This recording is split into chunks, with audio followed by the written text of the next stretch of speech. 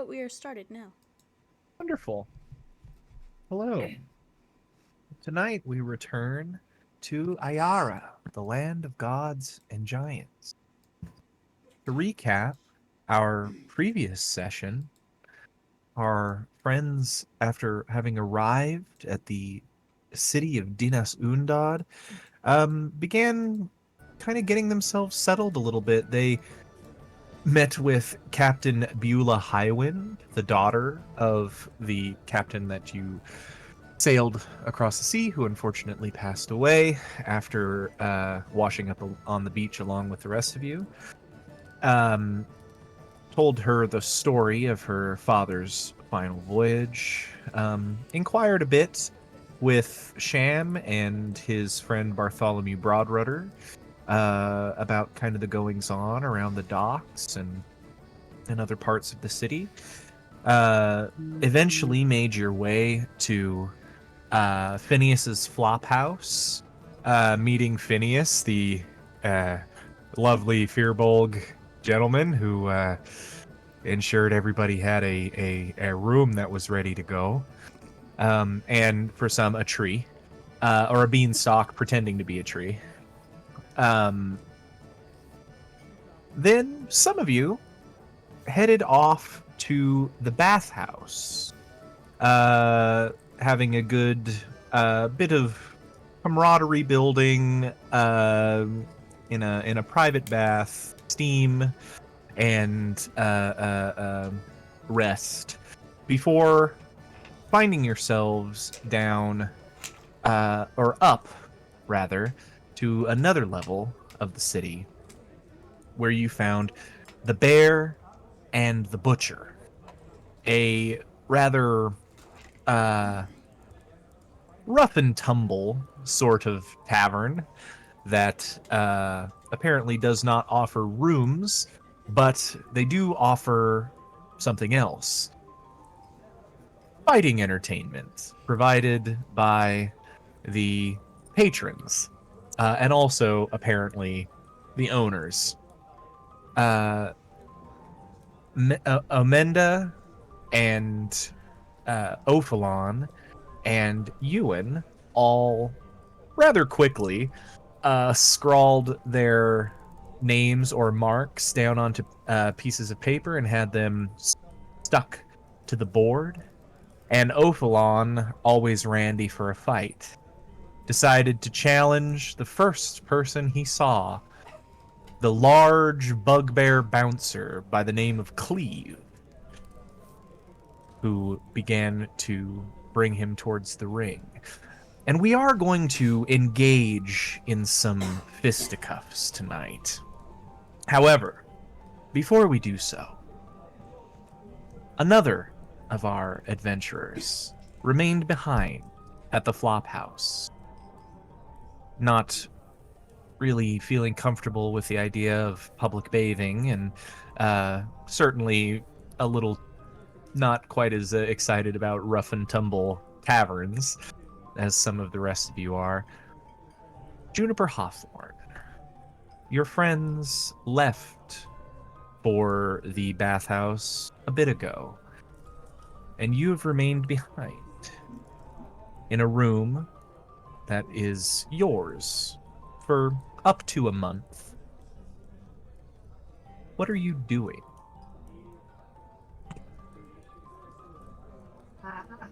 She gets comfortable sitting in like a cross-legged position, and she starts twisting the ring on her finger, and attempts to speak to her patron. Okay. What do you say?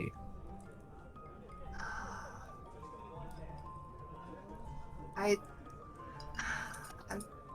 sorry for bothering you, but I feel lost, and I have questions, specifically one question that I'm scared to ask, but I need an answer. Please, can we speak? Juniper, go ahead and make a persuasion check for me.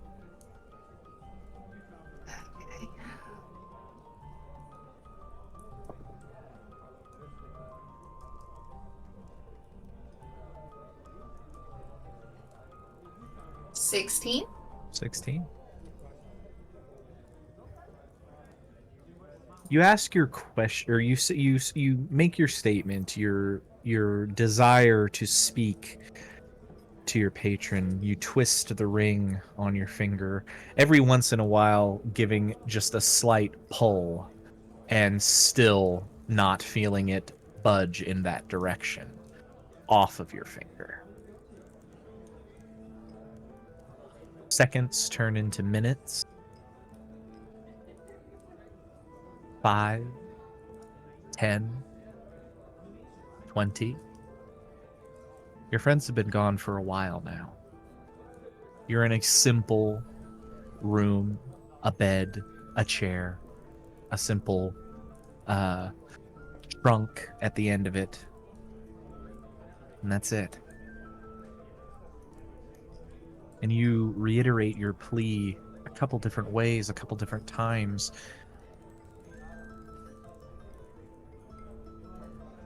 And the more you focus on it, the more you focus on that desire to speak with Mordred of the Briar Crown, or the Briar Throne, sorry,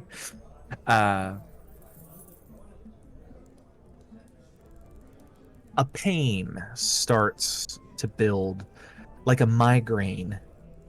It starts behind your eyes, and it stretches back around the sides of your head. You reiterate again your desire to speak, or your desire to speak with him.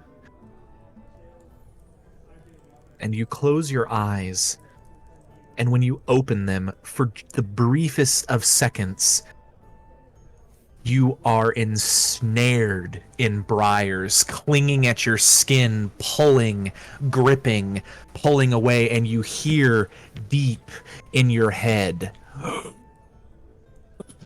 "Is here." And you snap out of it, sitting in your bed. That pain still there, although now it is centralized on your temples. You hear faint whisperings of words that aren't really words. They mean nothing. It's not another language, it's just nonsense, it's sounds. But that same low voice getting further and further away. Mordred does not come to speak to you this time.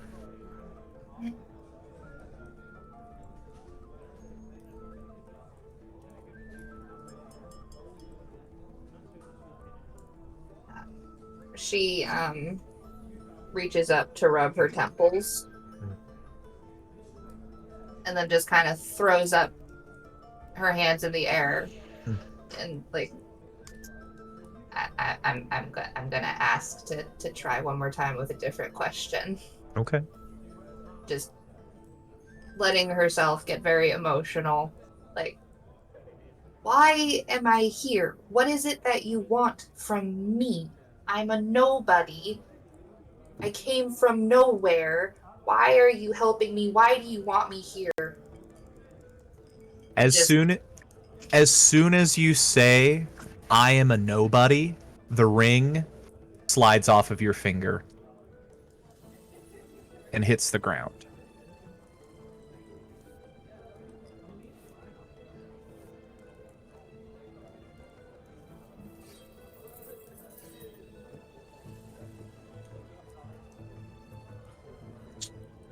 Picks it up.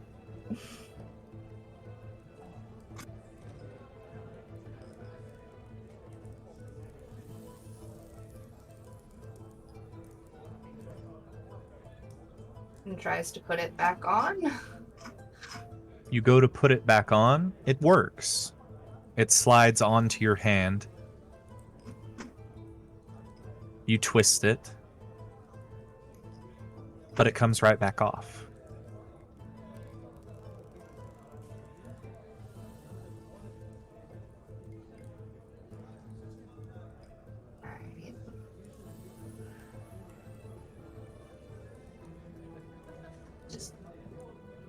not trying to upset you. I just want to know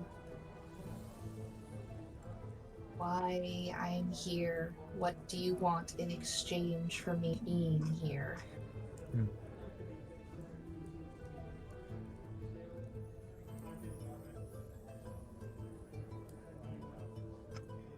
I think in this moment, Juniper, with no direct answer being provided to you, the only thing you can really think of is thinking back to that conversation that was had before you were sent on this adventure, before you were told to leave home, though you were leaving anyway. Mordred, when he greeted you at his throne, said he saw a spark of magic in you, in your blood. Something with a lot of potential. And he did ask you to come here to learn, and that he would be happy to teach, so long as you promise. Find him.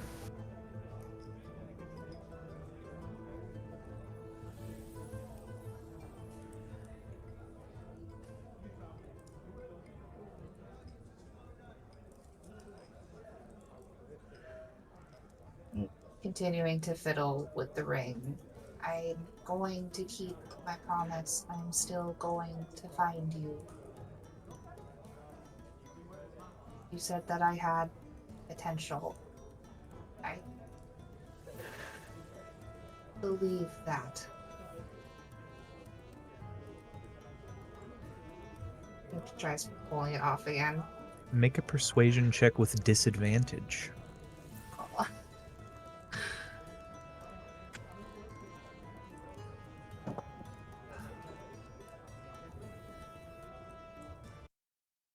Damn it. Well, Was that a nat 1? yeah, for a total of 8. For a total of 8. Oof.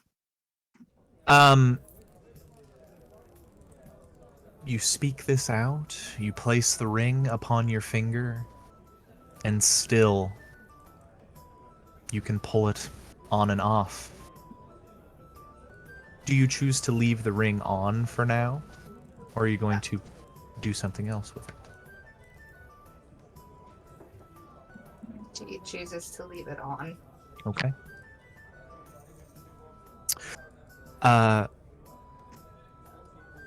Yeah.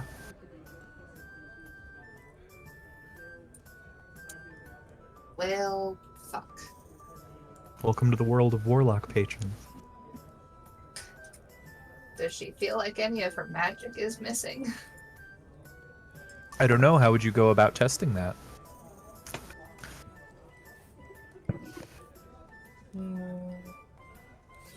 Do I have that I can...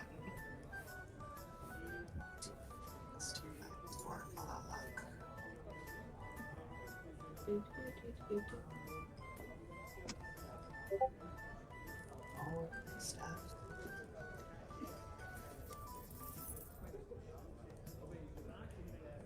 Fairy fire is harmless, right?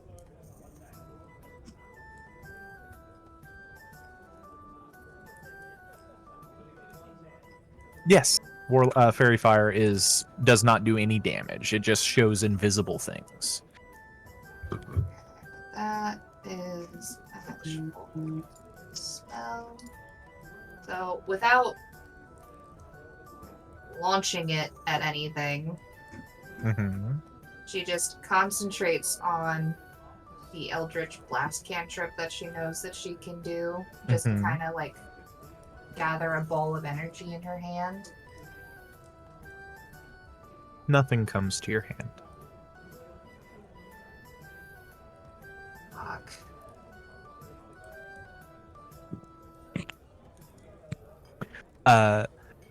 Juniper, you can go ahead and unprepare all of your warlock spells.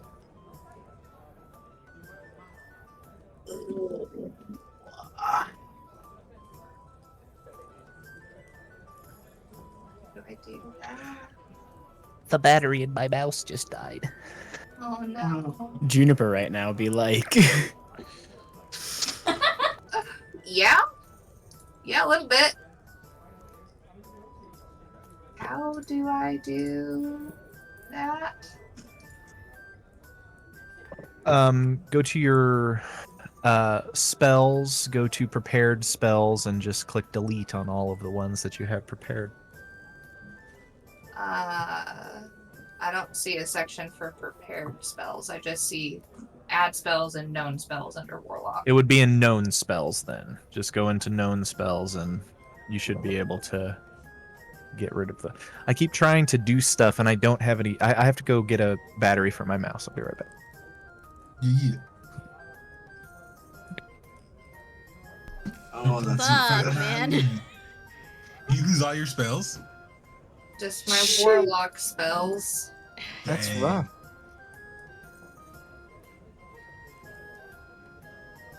Fuck. I wonder if she's. I have theories. You gotta get you a new patron, man. You gotta be new boot goofing. I'll be right back.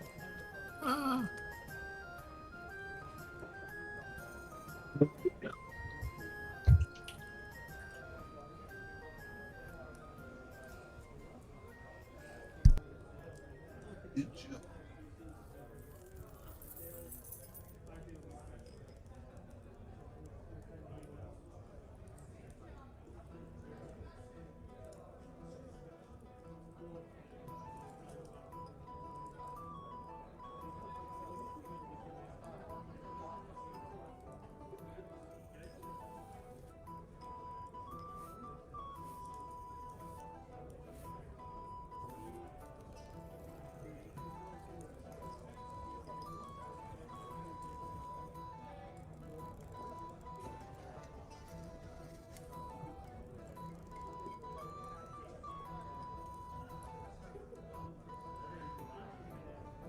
I'm not okay with this. What was that? I'm not okay with I this. bet.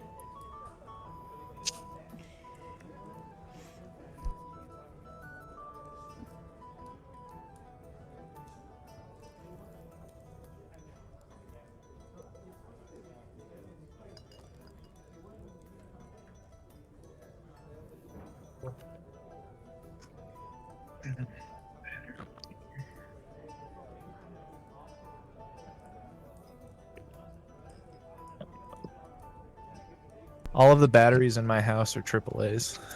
Oh, son of a Oh bitch. no! Oh no. Do you need me to bring you some double A's? Unfortunate. It's... I mean, I need some AA's, but Paul's got him. He's way closer. that's true. At least meet him halfway. I will meet him halfway, You, but I you do both have to walk down 2 flights of stairs. Yeah. I will wait until we take a little break. Yeah. I was sitting on Does my leg Juniper too still long. have her? Still have what?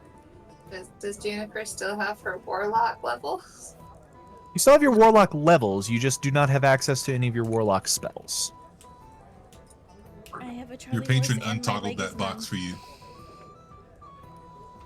Said, nope, you haven't earned them. She is very distressed and starts pacing. Understandable. Literally just I'm sorry. I'm still gonna try to find you. I'm sorry. Ah, Now I don't believe you, bitch. my foot is numb, and I have a Charlie horse. Ooh. Charles. Stretch it out the other way. What can I? Charles. Okay. Last ditched effort. What can I do to make this better? Dude.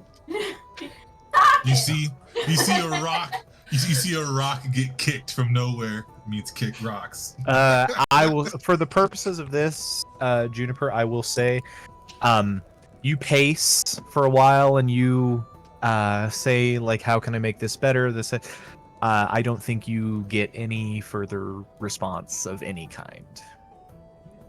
You're blackballed by Mordred. He's not picking up the phone right now. Please, Don't leave a message. yeah, don't leave a message. I don't know what to do. They changed their answering machine. If this is that bitch Juniper, don't leave a message. The worst. Oh no. I'm so upset. That battery lasted in that mouse for like 5 years. Is it just a single battery? And it had to give up right now. Yeah, I had to give up right now. Yeah, it's one AA battery. Did Juniper notice exactly when the ring fell off? Like what she said that when it fell off? Yes, the moment the ring, you had your hand like in such a way that the finger was pointed down. When the ring dropped off of your finger, the instant you said "I am nobody," and ting, ting, ting, landed onto the floor. All that being said, Juniper, my last question for you is, in your panic, do you stay in your room trying to have a communion, or do you leave?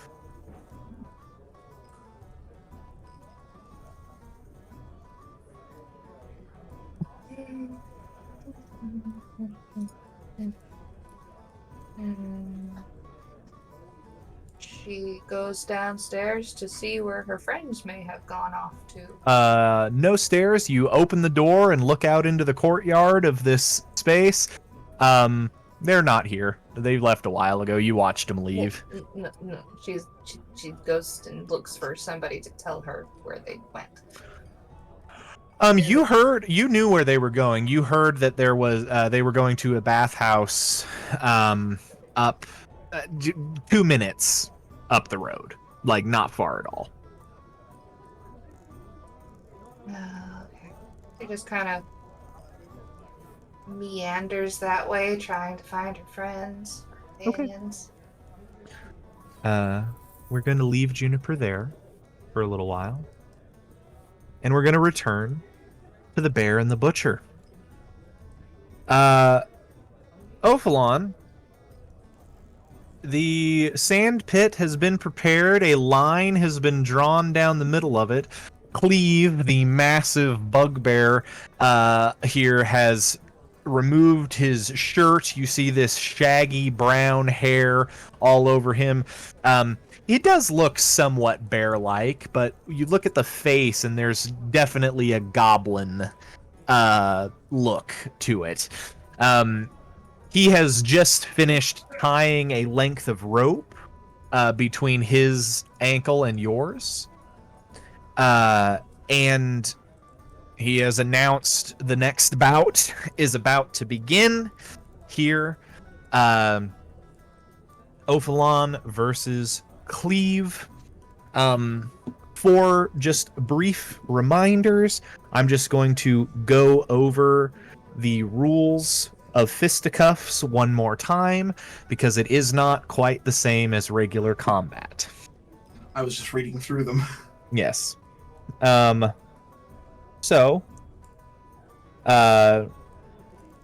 get an action, a bonus action, and a reaction. You may use your action to make a single punching attack. You can choose to take a second swing with your bonus action. You also have the option to take a power swing, which uses both your action and your bonus action to make a single haymaker attack at disadvantage. Haymakers do crit damage on an 18 through 20. All punches are assumed to be against the torso unless otherwise stated. Attacking the head will be considered a called shot, and the AC for that person will be considered +2 for the head. Any headshots that crit will put that person into the staggered condition. Any power swings that clear a 20 despite being at disadvantage will also automatically cause the staggered condition, whether they are headshots or body shots.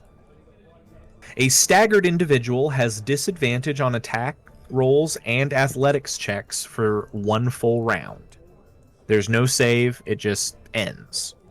At any time, but only once per round, you may use your reaction to attempt to pull your opponent across the line using the rope attached to both of your feet. Pulling someone across the line will be considered a contested athletics roll. As stated above, anyone who is staggered will have disadvantage on the athletics contest. If a person is knocked to 0 HP, they will actually be knocked to 1 HP, but will be considered knocked out. So, Travis, or Ophalon, go ahead and give yourself an amount of temporary HP equal to how much HP you have. We're like, And double that, it? no, that will be the HP pool that we use, is your temp HP. Because you guys, this is fisticuffs, this is, nobody is going to... Non-lethal combat. This is non-lethal combat. And that is the route we will be taking. Cleve raises his arms and says, "Right, here we are, newcomers to the pit, and ready for a bout." Go ahead, Ophalon, and roll initiative. Okay. Alright, who do you have money on? What? Oh, you bet Well, I know. in these kind of situations. Well, I know the big bear's gonna win. Look at him. He's a big man. You think Big Bear's gonna win? What's the height Yeah. difference? Looking like. Oh no! Starting strong. Not one. Rough, buddy. You truly impressive that you rolled that. If you rolled impressive, you rolled that low. He rolled a 3, so he's still going to go before you. He's gonna start with a negative condition. Yeah. So, in terms of height, I don't know if I gave Cleve a height, but I have an idea of his height. I He's didn't a put it on. bugbear after all. He's a bugbear. He's standing he's standing pretty close to 7 feet tall. He's a big guy. And what you do notice, Ophalon, is both of you get into your stances to get ready for this bout. He has really long arms, like his knuckles are down by his knees. When his arms are just at their sides.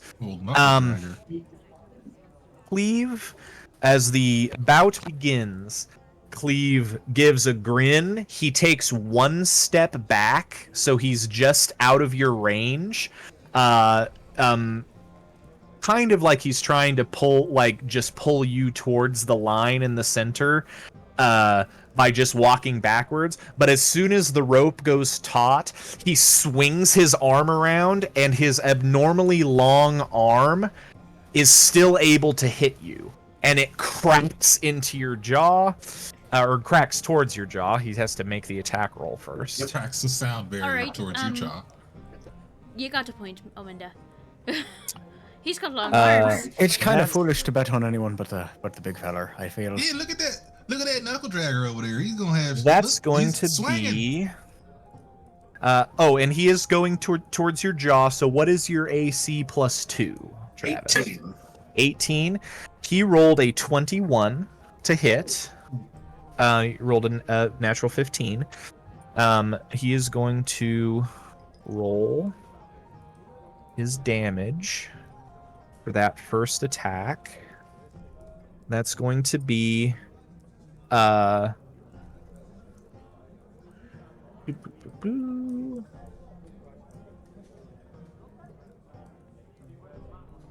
have a reaction, Travis. I suppose maybe. Let's see. What can I do as a reaction? You I don't can pull the rope as a reaction, is what you can do. Oh, I should make it known, if you have any features that also use actions, bonus actions, and reactions, you can use those, as long as they are not obviously magic. So, for example, Ophalon and Omenda both have jumping things that they can do just from their race. Right. Those are fair game. As so long as I can't silvery barbs him. you cannot silvery barbs him, no. Boy, you can't be like, ha, get missed. That first attack is going to deal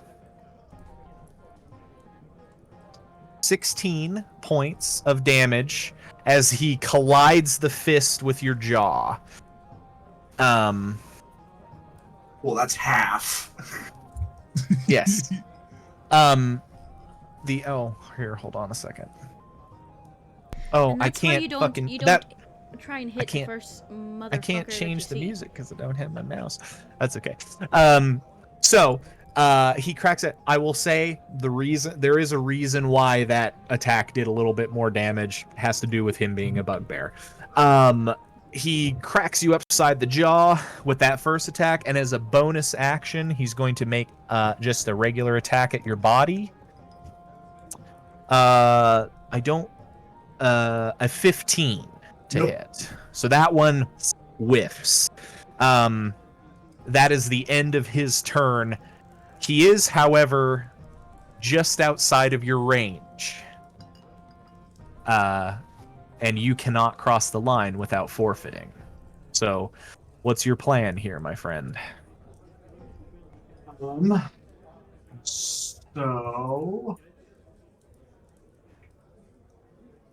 So question, what is the ground made of? Are we on dirt? You are on sand. Sand. Yeah. Can I pocket sand? You want to pocket Sand. sand? Sure. This will be If your I can action. disorient him Yeah, somehow like that. Yeah, this will be your action. Go ahead and Shoot the leg. what am I going to ask for this? You know what? I'm actually going to ask for a deception check for this roll. Okay. I can't give myself bardic inspiration, can I? No. No. You're not that kind of bard. It's been a while since I've been a bard. Yeah. So this will Could be I my give him action. bardic inspiration from out here? Yeah, can Amanda cheer me on? We are trying to do honorable one-on-one combat. Yeah, I'm just trying to see. All right. Fair enough. All right. I'm So deception. That correct? depends on who you ask. Right. Okay. Am I lawfully? That's an 18 plus 3 for 21. Absolutely.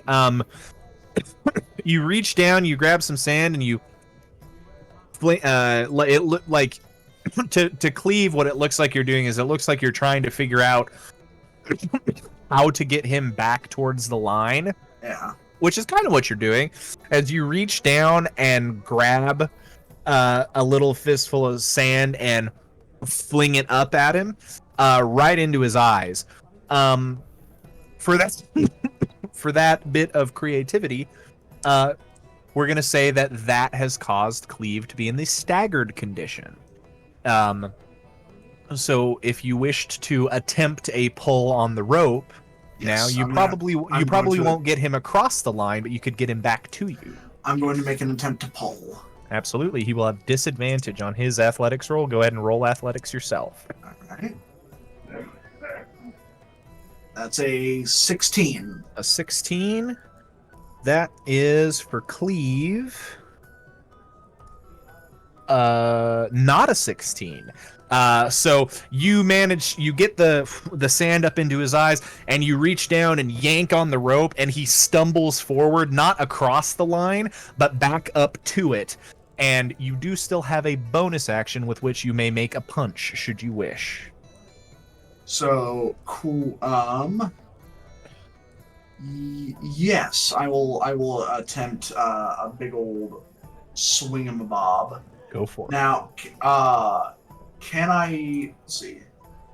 I suppose that would count as a spell. Mm. I was gonna say, can I use True Strike? It wouldn't go into effect until next turn, Okay. So and it's also a spell. fair enough. So the rule is no spells. Fair enough. Yeah. So yes, I'm gonna take a swing at him Go for and it. see if I can pop him. Alright. And so he'll have disadvantage on his next attack. Correct. Yes. So that's so is this what is it? It's a fucking just a melee attack? Yep, just an unarmed strike. Okay. Well, Tap him. that's a 2 Hmm. plus 5, which I'm assuming does not hit. Does not. But you do get him closer to you. At the end of your turn, he is still in the staggered condition, because that will not end until your next turn. So he is going to, since he already has disadvantage, he's going to make a blind haymaker. And he doesn't know where your head is, so he's just aiming for center of mass. Okay. Going for that body. That's going to be a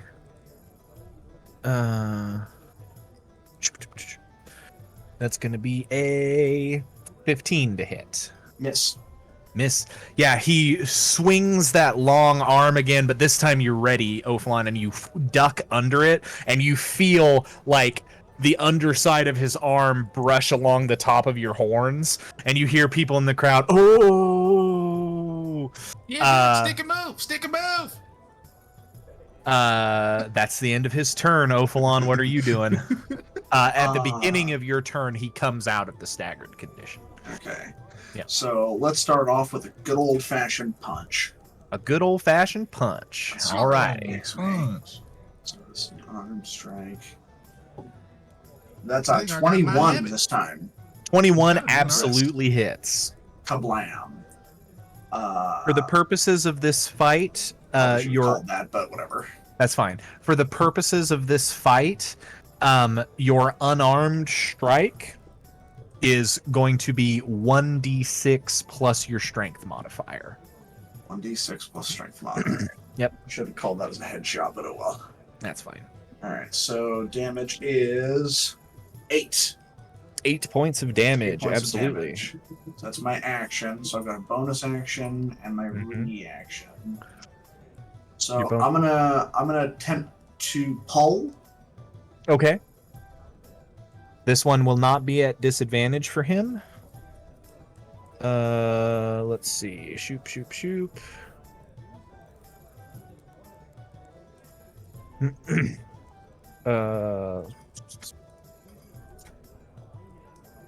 Okay, so athletics. That's an 18. You got a 23. You do not manage to pull him across the line, but you do still have a bonus action. For my bonus action, Mhm. can not action surge? Can I use second wind? You absolutely can use second wind. Yeah, Get so we'll yourself go some ahead. HP back. Yeah, we'll do Do a that. second wind here. Mm-hmm.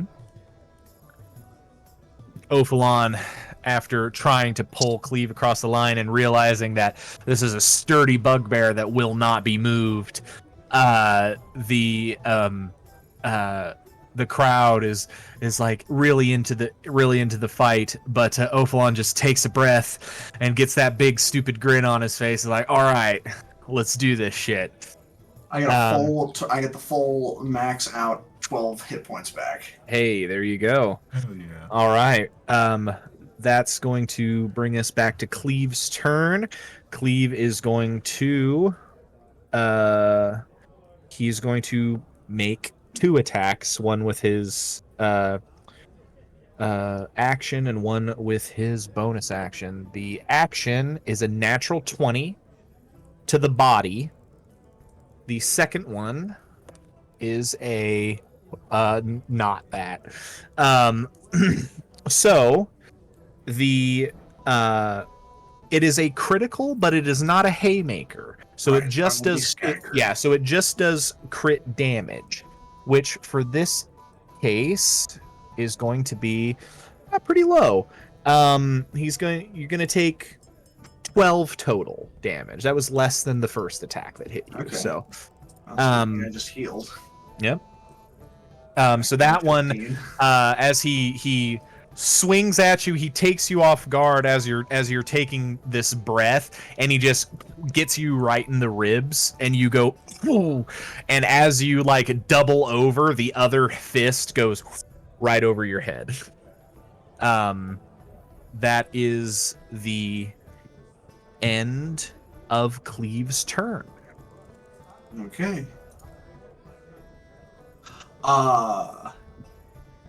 With a haughty laugh, Mhm. Ophalon is going to attempt to return the favor and make a haymaker. Go for it. Roll at disadvantage. Hey, do it. Make that hay. Let's see, so that's okay, maybe. Okay, so that's I got extremely lucky there. That was an 18 and a 16. So that's 21 again. 21 on the haymaker. So you swing. This definitely hits. It's going to strike him in the body, right in the gut. And it does not do. You can go ahead and roll that damage. It's not going to do crit damage because it wasn't an 18 through 20, but it did clear a 20, so it does automatically hit the stagger condition again. So I just rolled the standard D6. D6 plus your strength mod. Yes. That's another 6 damage. 6 damage. You got it. And I will once again attempt to pull. Go for it. He has disadvantage on this. Ooh. Come on, baby. He's kind of hanging in Come there. on, He's baby. kind Come of on, doing all baby. right. That's a 19 plus 5, 24. Nice. With that, Ophalon, you whack him with a haymaker in the gut. He doubles over, and before he can even move, you yank on the rope as hard as you can, and his foot is dragged just across the line. Everybody, yeah! The whole crowd. You see people passing gold back and forth, and people who had bet on you, or had bet against you. People winning and losing money in equal measure. As Cleve chuckles to himself, he says, "Very good, Urisk. Very good." And he he does not go for the he goes for the cool guy handshake, but his big hand grabs above your elbow and just grabs and does a little shake there, and he stands up and he starts to put his coat back on, and he says, "Yes, I like fighting your folk. You are spirited ones." That was a good match, man. You almost had me. He says he laughs, and you see as he finishes buttoning up his coat, you see he lifts his massive hand and snaps his finger loudly, and a coin purse is tossed, and he grabs it out of midair, puts it in your hand. Hey, you won 10 gold, bud. And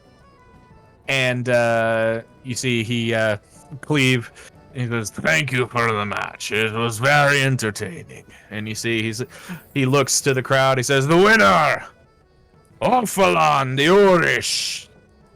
Everybody again, yeah. Big cheers. The band strikes up another jig and begins.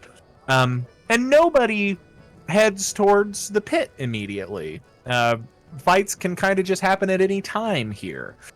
So, as Ophalon finishes up his bout, getting ready, he comes up towards the rest of you who are there. The names that are on the board right now are the 3 of yours. Ophalon, your name is still on the board. You can be challenged or challenge anybody. There are 3 other names on the board. Cleve,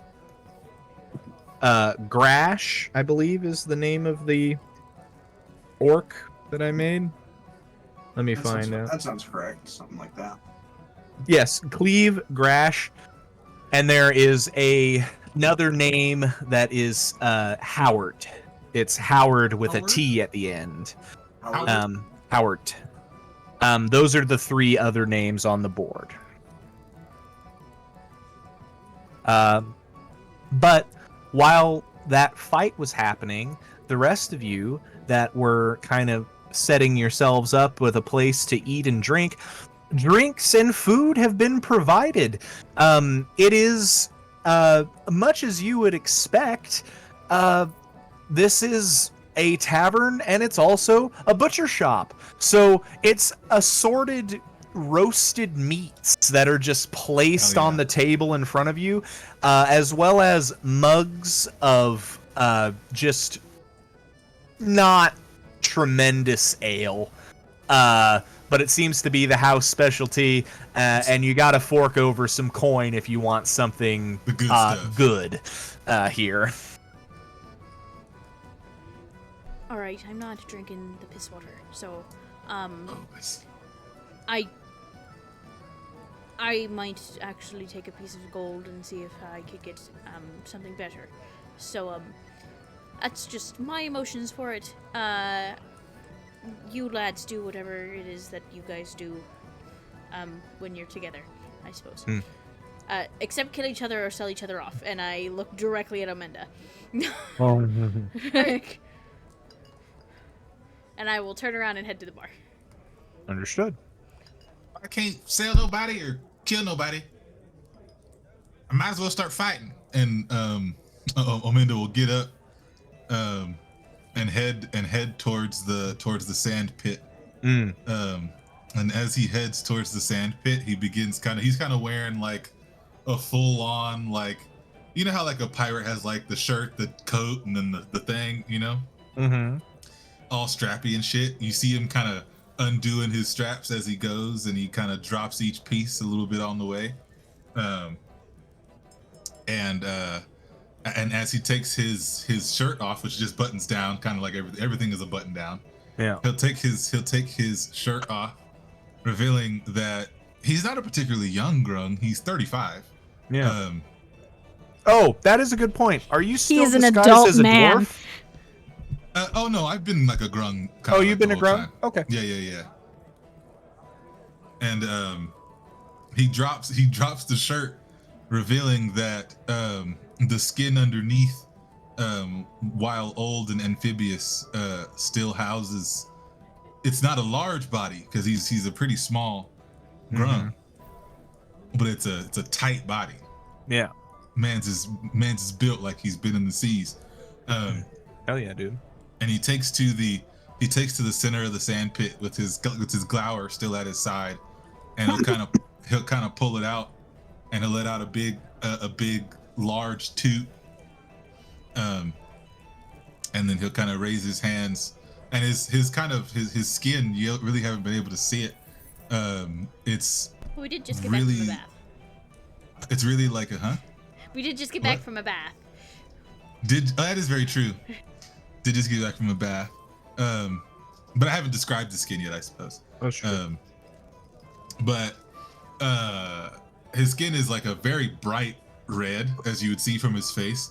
But what you wouldn't see is that underneath all the clothes is that he has constant, like a flowing, spiraling ring going up both of his arms and around and up to his chest, in a just as bright golden color. And he'll also have another banded, kind of like he has more on the legs. He's still got his pants on though. Yeah. But starting kind of like a thug tat, like a thug life tat. But it's just like a straight bar, you know, with the same kind of spirally kind of type, and kind of gold.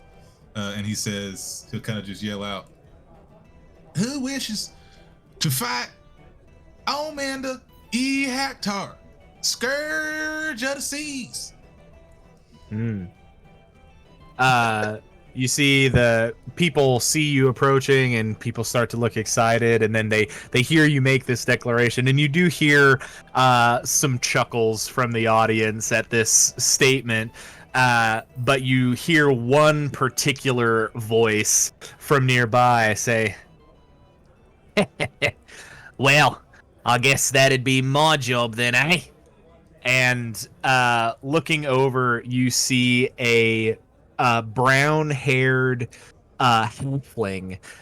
He's got one really squinty eye, and the other one is just wide open and ready to go, almost manic.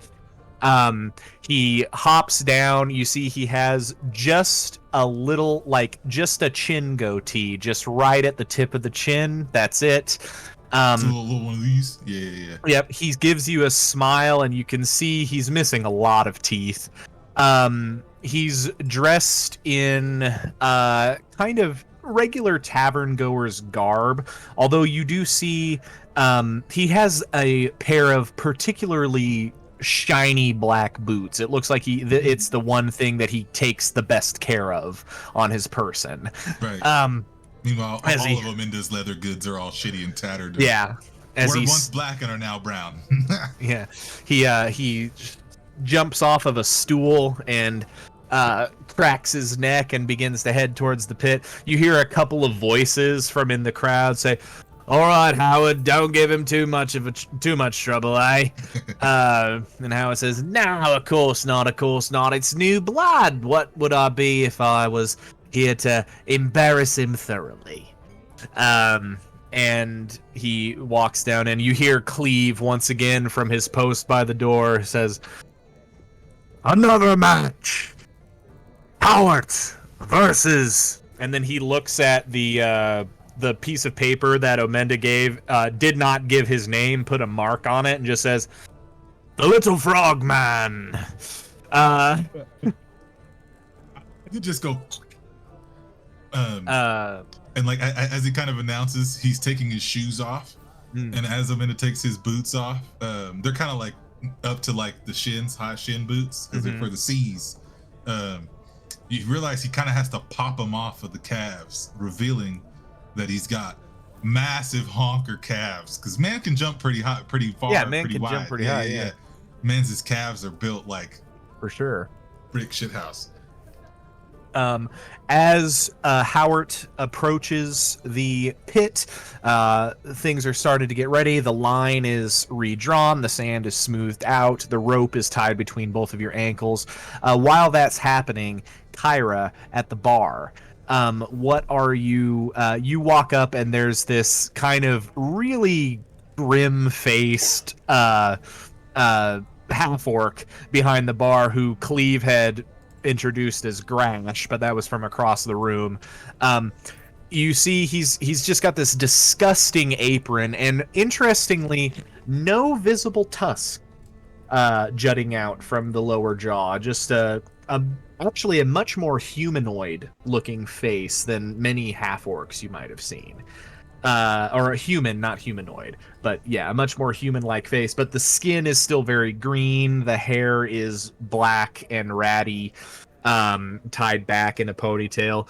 As you approach the bar, you see he's like simultaneously butchering meat, cooking it, and then serving people drinks. He's got like 3 different stations going on, and as you approach with your coin ready to go, he turns around and sees you and takes a cleaver and slams it into the thing in front of you and just leans forward on his elbows and says, "Yeah, can I help you?" Yes, I was wondering if I would be able to buy something a little more substantial than just some ale, if that's possible. You can call it piss water. That's basically what it is. I didn't want to insult anyone. It truly depends on how much you're willing to spend. One solid drink would probably suffice. Do you want a drink, or do you want a bottle for your table? Let's do a bottle for the table. Right, for sure. Let's see. And you see he starts looking towards the top shelf. There's only one shelf. He starts looking at the top shelf and looking at all of the liquor, and he says, "You look like the kind of person that spends a lot of time maybe out in the wilderness a little bit." Yes, that would be correct. Right. All right. And you see he reaches up and he grabs an actually really nice looking decanter. Takes a plain glass bottle that isn't quite as big and pours this nice liquor into it, then puts the nice decanter back up on the shelf, corks it, and he says, 5 gold. Right. I will pull the 5 gold that is in my pouch and place it on the counter. Wonderful. You see he grabs it, puts it away, slides the bottle over to you, and he says, hopefully your friends got the same sort of taste that you do. If they don't, it's more for you. And he says, but I know the kind of drinks people like. You'll like it. And then he just turns around and starts cutting meat again, just rips the cleaver out of the table and slams it through a whole leg of some meat behind him and just goes back to cooking. I grab the bottle and I'm just like, my kind of guy. Yeah. And I'll head back to the table. You head over and sit down. Uncorking it and giving it a little sniff. You're pretty sure this is some sort of gin. It has a very gin sort of smell to it, but there's something else there that you can't quite place, but it smells good. It smells slightly... I mean, it's gin. It smells like the forest. It smells like pine needles. Yeah. So, did he give us any glasses? there are glasses at your table. Okay, cool. Yeah. I will sit back down and lean over the side of the table to look down into the pit and just all right, I'm feeling as though the scraggly looking one is probably going to win this situation. You see a trail of clothes to the sand pit as you come back. I've got 3 gold on the frog. I have no gold left. Anyone for 3 gold? 3 gold for Omenda. You see from the sand pit, Omenda throw 3 gold over. I'll do 3 gold. Not really. That's too far. All right. As everything's I'm getting just housing this shit ale. Yes. As all of this is coming into place, the rope is finished being tied around both of your ankles. Howard is going to reach out a hand to you, Omenda, that one squinty eye, just kind of looking. He's going to just offer you a handshake before things begin. Sure you won't touch me? Might poison you. I think I can handle it. Omenda with his 3 fingers goes in. Yeah. With his hands are huge. Oh yeah, He for just sure. goes in, just completely encases his hand. As you guys do this little handshake, Menda, can I have you make me a deception check for me? Yeah.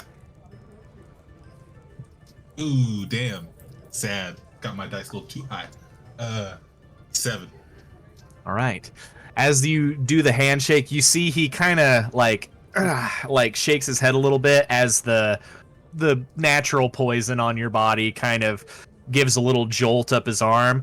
But as he shakes your hand, he has that smile on his face, and you see his one good eye looks you up and down thoroughly, and then he smiles broadly again, lets go of your arm, puts up his fists and say, "Righto, let's do it, lad." Hope you're ready for this. Go ahead and roll initiative.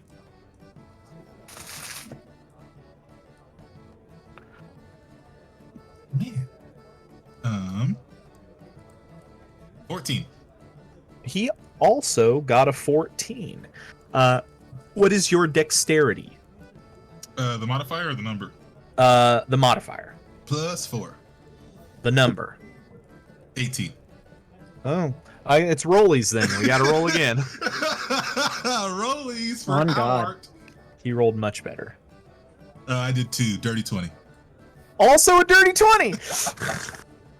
Rollies again! A third rollies. Hilarious. Oh. 21. I need to step away real quick so I can test my blood sugar. Okay.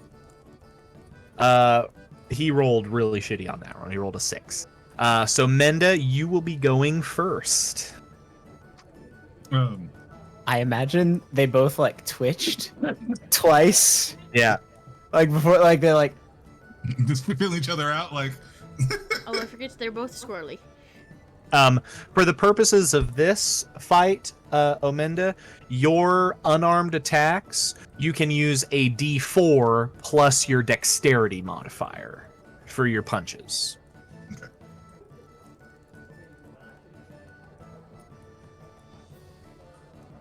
All right. The fight begins. Pitched. I sound stupid as fuck. I sound tiny. Okay.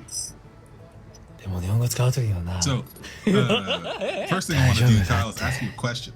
Yeah. Can we set up a reaction, like a block or something like that? Here's the thing that I realized is that my voice So, in English, high pitched. I sound you stupid have as fuck. you I have sound a tiny. bit, you have things that you can do Well, that let's go to are that. reactions in and of themselves. 大丈夫。 Anything else would be considered holding an action.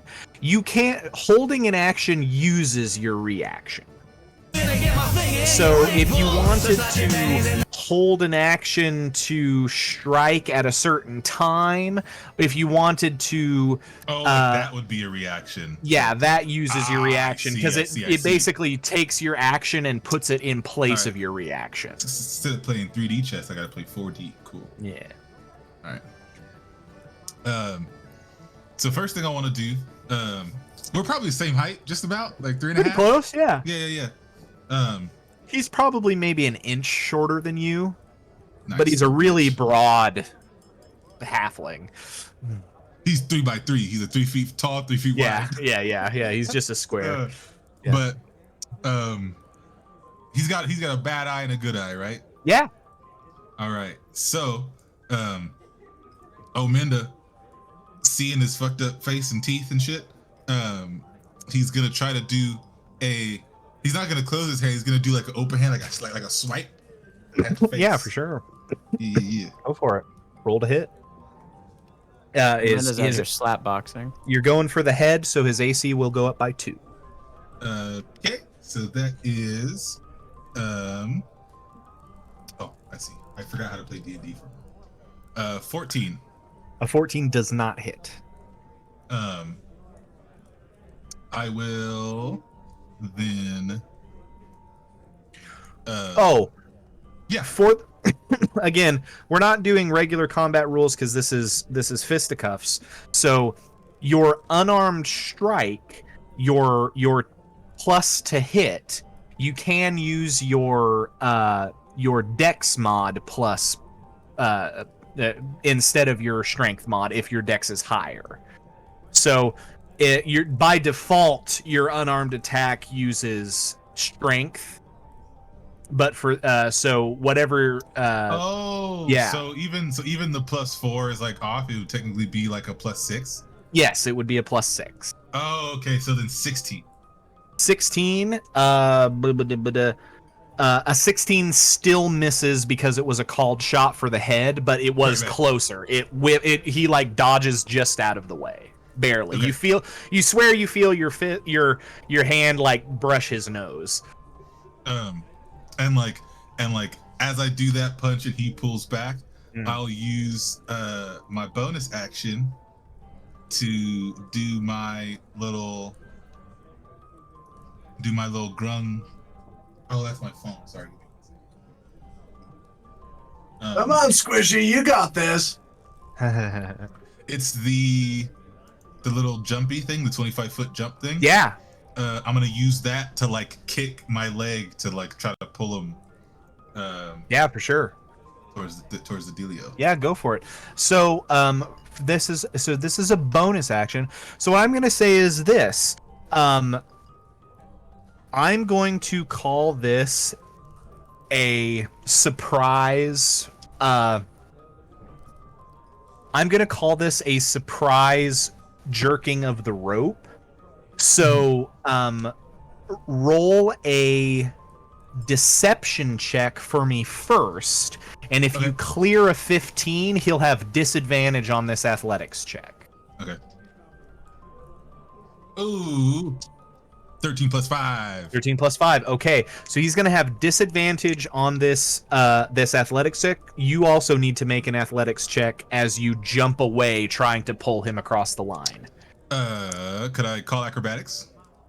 Not for this. The It's just a difference of 1, so I'm not a difference. Natural 20. Natural 20. Damn! What is the total? 24. 24. Let me do a calculation here real quick. Get him! Get him! For a 24? Yeah. You jump backwards and just pull him, and he had already taken one, and you see he like just he's like, what? And then the rope goes taut and he falls fully onto his back just in the sand. And you look down and just his heel is touching the line. Oh, and so he's like right there. No, it is touching the line. It is not over the line, but he is right there, and he is on his back. You still have a reaction as well that you can use to attempt another pull. Yeah, I'm gonna pull that boy again. Go for it. This will be another athletics check for you, and athletics for him at disadvantage. Ooh, that's not great for me, but we're gonna do 9. Okay, he does beat that one. Right. So you see he just digs his elbows into the ground. It's like, no. Just like, he's not going to do it. All right, that's going to bring us to the end of Omenda's turn. He's right at the... turned his ass. Yeah, you almost one-turned his ass, yeah. And he's like, that was pretty good. And you see he just... he's a pretty broad guy, but you watch as he like flexes his core muscles and fully just jumps back up to 2 feet from the ground and standing there right in front. I'm gonna say, because we don't really have movement too much for this since your guys' legs are tied by a piece of rope. I'm gonna say that he burned his bonus action to stand for this. Yeah. That makes sense to me. So he uses his bonus action, and as he jumps up, he's going to take his little fist and swing it upwards at the bottom of your jaw. So what is your AC plus 2? 17. 17. Okay. He is going to take this attack at your jaw. That's going to be That is going to be exactly a 17 to hit. 11 plus 6. Damn. And as he jumps up, you see what you see, Minda, is you see his left arm coming at your head. So you duck a little bit, and as you're ducking, you feel the sharp jab of his right fist collide with your jaw. And because of that little deception check that you had made at the beginning of the fight, he is going to deal to you an extra 2d6 damage. Oh, he cheating. That is... He deals 10 points of damage as it collides with your jaw. And you punched you. Did you ever tell me how much damage you did with the punch that hit? No. Did you I ever? don't think I had one that hit. No, because I only rolled 1, and it was still too low because it was like a 15 or something like that. Right. And you might think that I rolled it again because we had me do my dex instead of my strength. And then I did my bonus action and then my reaction for the pulls. Okay, you got it. Cool. Then in that case, yeah. He does that. That is the end of his turn. You see that one eye squinting at you, and you see just a look of glee on his face as he's happy he got this move off, crunching into your jaw. It's your turn. Okay, so seeing that, I'm going to having just got bopped, I'm going to because my rope foot is like my lead foot. I'm gonna switch stances, pull that one to the back, and then as I pull, I'm gonna go for the punch right to his fucking solar plexus. Absolutely. Go ahead and roll to hit. Ooh, 21, dirty 20. He hits. So 21. Yep. Oh yeah. And then let's see.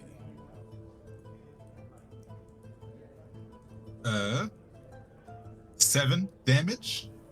7 damage. You got it. Boop, boop, boop, boop, boop. And then is he within like grabbing range? Yeah, you guys are right across the line from one another. You could absolutely grapple him if you wanted to. I'm gonna grab that uppercut hand and I'm gonna go for like the toss. Ooh, do like a little judo flip. Yeah, over the line. I'm gonna do like a I understand.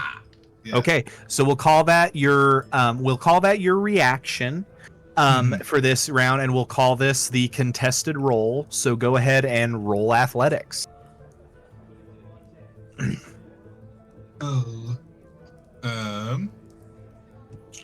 10. I think he does he rolled a 10 on the dice. So yeah, so he does beat that. You go for the thing and he sees what you're doing and he doesn't want to go over the line. So you like get him up to his tiptoes, like leaned over the line, and he headbutts you and like stumbles back himself. Not hard enough to do any damage, but just enough to get you to let go. And he stands there and he goes, not today, mate. Well, all right then. And he's gonna fucking go for another fucking. Yeah, go for that. One of the solid. That's 14 plus, so 30, 20. And that was still just at the torso? Yes. Yes, that absolutely hits. Another 7. Another 7. All right. Yeah, you get 2 good hits in his gut, and he like, that's a powerful hook you got there. They didn't call me Scourge for nothing. I don't know why I sound like Charlie Murphy for some reason or some shit. All right, at the end of Amenda's turn, it's going to be at the end of Amenda's turn, it's going to be Howard's turn again. He is going to as a bonus action once again just kind of look you up and down and hold his stance in the ground, and he's going to make 1 haymaker attack at you. And that's that uses the both actions, right? Both actions. So that's gonna be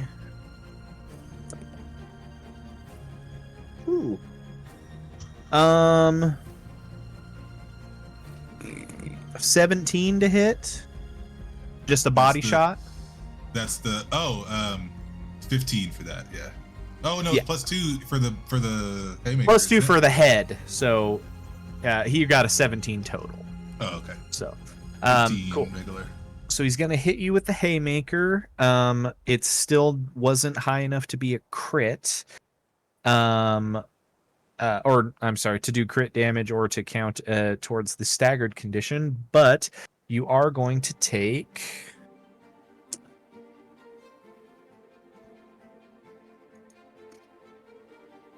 you are going to take 14 points of damage from that haymaker punch. He does it, and I do audible like, and I'm like kind of just still there, like, oh shit. Yeah. But that's all he can do on that turn. He's waiting for an opportune moment to try and pull you across the line, and he doesn't see it yet. Oh, okay. That's the end of his turn. It's your go. How does the line look? Is he close or am I close? You guys are both right up on it. Okay. Yep. So I'm going to use my what we say was my reaction to do my little calf jump pull. Well, it'll be your reaction for whatever you want to do to try and pull him across the line. Oh, okay, so I'm gonna do my little pull again. Okay, with go my, for it. Yep. With my feetsies. Ooh. So that is I don't really know what I would really roll for that because it is just my ability. For your jump? Yeah. Yeah, just roll athletics. It's still just athletics versus because it's still just your power versus his power, trying to get him across the line. Yep. 17. Wait, 4, 5, 6, 17. Yes. On this one, after he gets in a good hit and it rocks you a little bit, Menda, you see that grin and you realize that he's been aiming for parts of your body that maybe even you didn't realize were weak points as he was hitting these punches. And in a last-ditch effort to escape this barrage, you jump backwards with all of your strength, and you watch as once again he falls fully down onto his back. And then you hear the crowd erupt in cheers as he's been pulled he's been pulled basically to where his ass is on the line, so his legs are fully across and he's just on his back again. He's like, Ominda throws up his arms and he's like turns to the crowd like, are you not entertained? How much HP did you have left, Menda? 7. Yeah. He had 17. So total or left? I did only hit him once, so yeah. No, I hit him twice, but only on one turn. Yeah, the crowd roars. You hear the Cleave says, the winner, Ominda. And again, a little bag of 10 gold is provided for you. Hell yeah. Pay up both. Yes, and then those of you that bet against Menda owe Ewan 3 gold. I had 3 gold. What are you talking about? I had 3 gold on him. That's what I had 3 gold on, you numpty. Yeah. I'm going to take I said I've got 3 gold for Omenda. What are you talking about? I thought you said I thought you said pay up oath. No, I was confused. I was Yes, said that pay I didn't Overlon, pay up. You lost. I bet on Omenda to That's win. You guys just are confusing each other. I think you both. Why would I bet against a friend? You both bet on the same person, and therefore nobody is owed any money. Ominda walking up. This is a stupid thing. Whoever bet against Why me, did Although give me- I believe gotta give me my Kyra does share. owe I didn't some. bet. Oh no, you didn't have any money to bet. That's right. Yeah, no, that was just a was comedy of heavily- errors. I was heavily enjoying this gin, though. Yeah. I'm never going Yeah, to do that this again. That was that incredibly tracks. boring. walks Those up. of you. Yeah. Oh, yeah. Do your thing first. Amanda. he walks up, sees that there's some nice alcohol there. Oh, yeah. Is it a clear or a brown? It is clear. All right. He sees the clear. He's like, oh shit. He pours himself a cup. No. That's just my 5 gold. Thank you very much. He drops a gold. He says, Quit This being is my such a cup. stickler. and he fucking takes a big old bloody swig of some clear gin. Anybody who does sample the gin, it is very, very ginny. It has that very dry kind of taste to it, and you definitely get those hints of pine and like it's juniper taste to it. Juniper berries generally for gin, but there's something else in it, and after a few minutes go by, you realize what it is because you had eaten quite a bit of it somewhat recently. This is seaweed gin. And it gives this kind of really pleasant, salty, not briny, but salty aftertaste that you weren't expecting. It is one of those alcohols that you're gonna want to drink water between each glass, though, because it's very dry and very salty tasting, but still delicious. Not Ominda. He's from the sea. Yeah, for sure. Howard congratulates you on your win and says that was a good one there, mate. Feel free to challenge me again if you think you can handle it. And handle it? I don't know what you mean. If you can come handle me, I think you can challenge me one more time.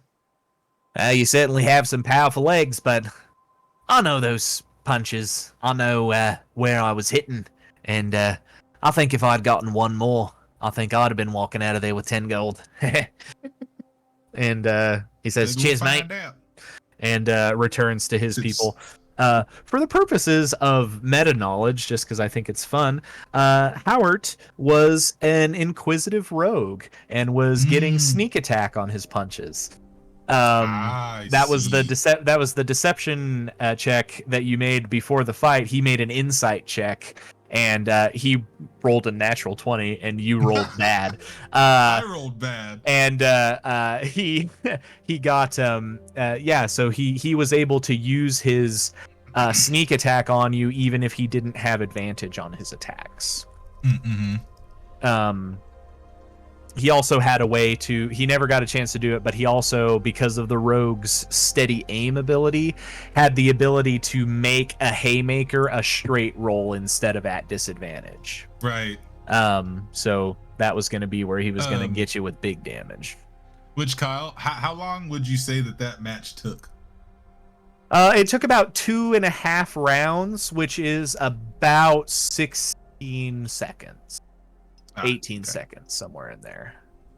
So would you say that with my announcement for a battle and the battle would equal to a minute? In the time from the announcement to the time that it took the ring or the sand pit to be prepped again and the ropes to be tied to your ankles, yeah, it's been over a minute. Okay. Because I was gonna see if I could. On anybody else who challenges me, if I could get him with my enthralling performance. I see. Yeah, there's probably only one other. I mean, if you want to be using your enthralling performance, what does that ability do? So once per short rest, I can choose 4 creatures that watched and listened to you perform for 1 minute. And I definitely was being very performative on purpose going up to the ring. Each target makes a wisdom saving throw, DC 14, and is charmed. If it fails for 1 hour or until it takes any damage, you attack it, or it sees you attack or damage its allies. So it wouldn't work for the whole fight, but I'd have essentially a surprise. Right, for sure. Kinda. So you have all of the people on the board saw you perform. So Cleve, Grash, you were fighting Howard.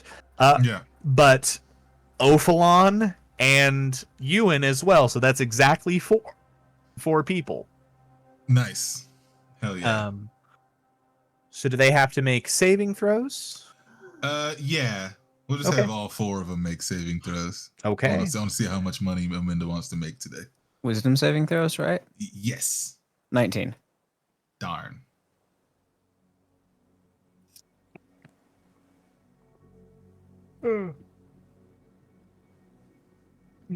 Let's see. I need Travis to come back and do his thing, but that's okay. We'll do Carvings. Where is...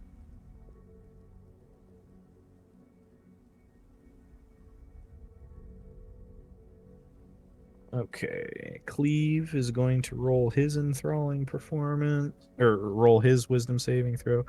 Believe it or not, these big meathead dudes that run this tavern are not super wise. So, you know. Sorry, I had to be. What was that? Make a wisdom saving throw. Okay. Oh, but Cleve rolled a nat 20 plus 3. So, I mean, that works for him. Cleve. Nope, that was not Cleve. That was Grash. Never mind. Is this against a spell or magical effect? It's against a magical effect. Cool, I get advantage. Ah. Because I'm Fey. So that's 11 or 12. And it was a wisdom save. What did you roll on both of them? It was an 11 and a 12, so 12 flat. And Cleve rolled a 13 total. Okay, Cleve rolled a 13. Ophalon rolled a 12. Grash rolled a natural 20 plus some shit. 3. And Ewan rolled 19. Okay. Yeah. So, Ophalon and Cleve, you guys are charmed by me for the next hour.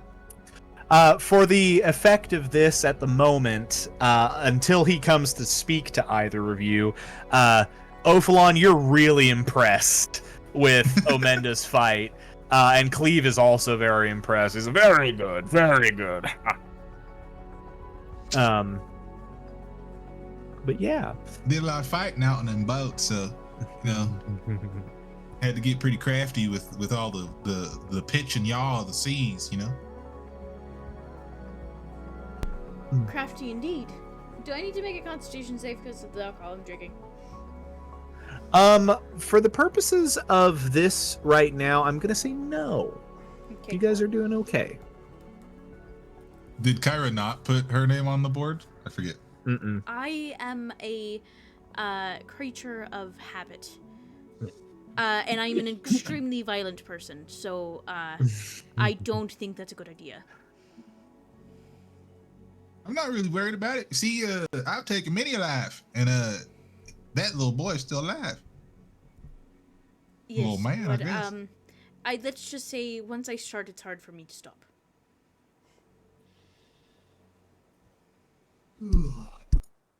Well, all right. Well, shit. At about this point, we're going to.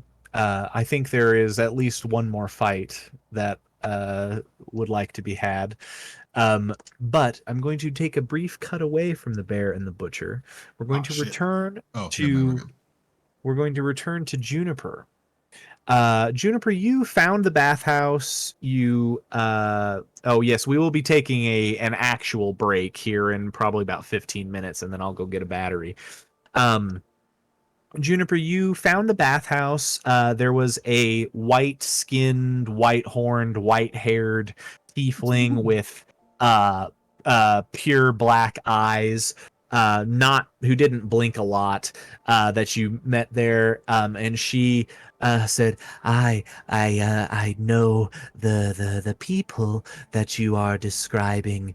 I believe they said they were going to search for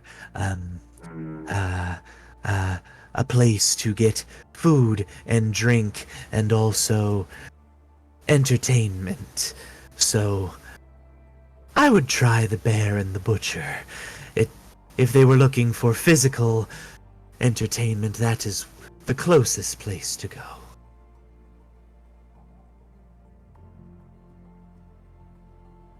Yeah, Juniper would have thanked her for the time and the info. But on her walk to find the tavern, like just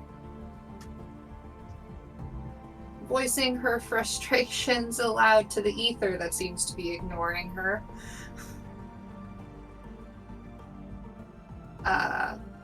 One final attempt at persuasion. What are you saying? Gotta persuade the DM now. Yeah.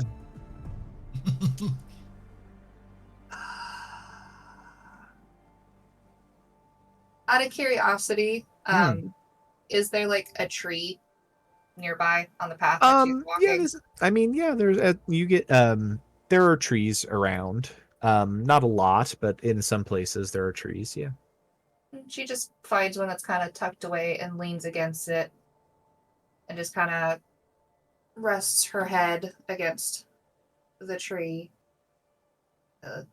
Please don't leave me. I have nowhere else to go. And then just kind of shaking her head and just staring at the ring on her hand. Promises mean something to me, damn it.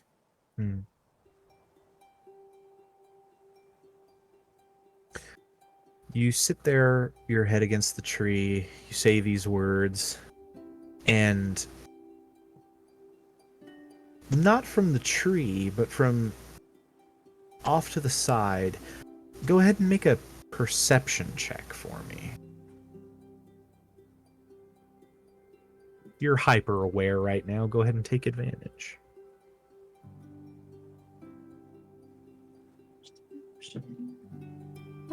That's a nat 20. Hey. +2. You, not from up in the tree or from inside of the tree or from anywhere, but from off to like the left of you, you hear a sound. You hear just a lot of rustling and slamming sound, and you kind of open your eyes and look, and this tree that you've leaned up against is next to a building. And you see that there are some small windows, or a single small window that with opaque glass, so you can't actually see through it, at the base of the wall, like what would be a basement window, one of those little ones that's just right at near the foundation, and you definitely hear like something slamming into the walls inside of this. That with a natural 20, you definitely hear something rustling and slamming into the wall in the basement of this building. Is there a window leading to the basement? So yeah, so it's like it's those window. It's like at the old house. The windows that were up super high at the top of the wall in the basement. Those are when you're outside, those are practically at ground level. Yeah, so they're just like sitting there. Juniper just goes up to the window and knocks. Is everything okay in there? You say these words, and you hear like more rustling, and then something wham slams into the wall right behind the window, and you see the window shudder a little bit, but there's no words or answer that come to you.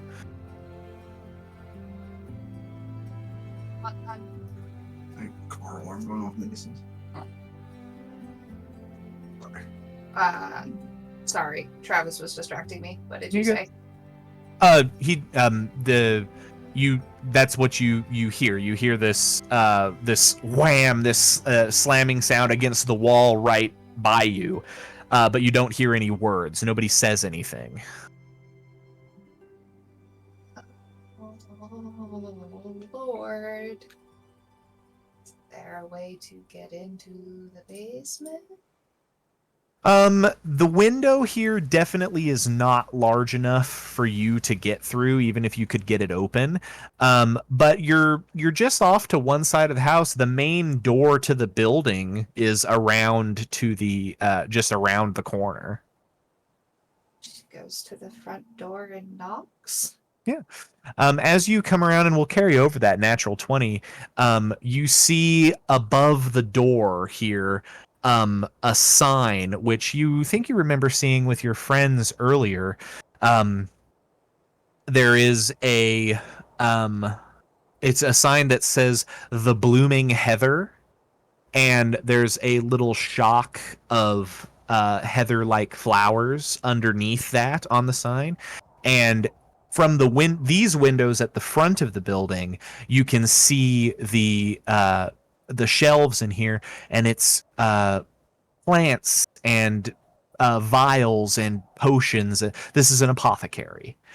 And you come around the corner, and you knock on the front door, and a few a few seconds later, you hear, "Yes, who is it?" Just a passerby. I heard some commotion going on in your basement. Is everything okay? Everything's fine. The store is closed for today and for tomorrow. Please do not come back. I will, try again at the end of the week. The end of the week, that's a better time. And you do recall earlier, Juniper, when you were traveling with your friends, this apothecary earlier, there was a line like halfway down the street and nobody was going in.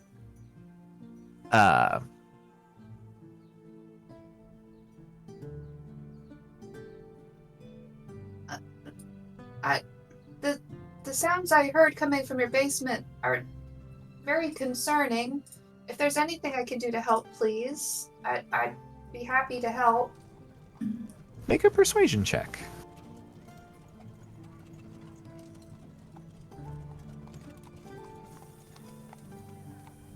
That is a nat 20 plus 7, God.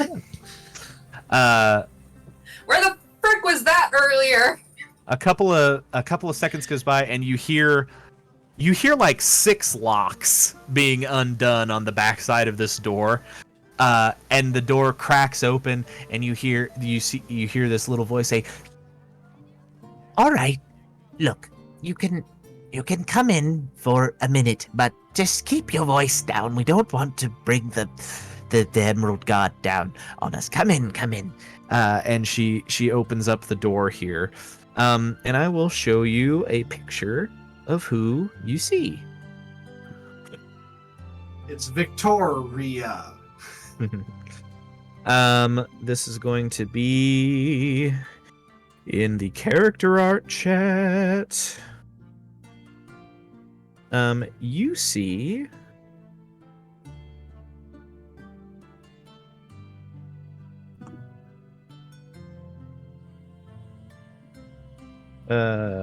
whenever it eventually loads, you see a white-haired halfling woman with these little spectacles on her nose. You see she has just various bits of like plant matter and stuff throughout her hair. And these very nice sort of brown and gray toned robes. She has a kind face, but it does seem to have a bit of worry about it. And in fact, as she tells you to keep your voice down and motions for you to come inside, you see she peeks out the door and like looks both ways down the street and then closes the door behind the two of you. Juniper, this place, more than any place you've been since leaving your village, smells like home. It smells like Bronwyn's cottage. Just plants and potions and salves and all kinds of things. There's a cauldron bubbling above the fire in the corner. And you see a variety of jars and such on the desk that it looks like she's been like sorting things into. And she says, "Right. Well, are you looking for something in particular? A potion, a salve, ointment? What, how can I help you today? You're new. I haven't seen you before." My companions and I traveled here from the mainland. Ah, yes, of course. Say no more. I understand. You're new to the city, then. I really did hear a commotion in your basement. I wasn't trying to cause any undue attention.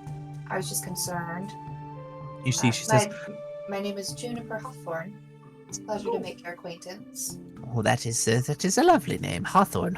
Yes. You see, she reaches down and she reaches under the counter and pulls up a fully saplinged tree in a little pot and sets it up and says, "Yes, Hawthorne, very, very hard wood, very stubborn. But it is wonderful to grow, and it makes wonderful walking sticks, truth be told. And she looks like, and she like takes a little vial of some sort of liquid and like pours it in for the tree, and kind of ruffles up the soil a bit, and then places it down below. And she says, "As for the noises, I'm sorry, you introduced yourself. My name is." My DM doesn't have his notes open. Hold on. They're open on his computer, but he can't use his mouse. Rip. Big old rip. I think this is what I want. Yes. She says, my name is, I am Mildred Siltress. This is my shop. I have been running it for quite some time. It is a pleasure to make your acquaintance, Miss Hawthorne.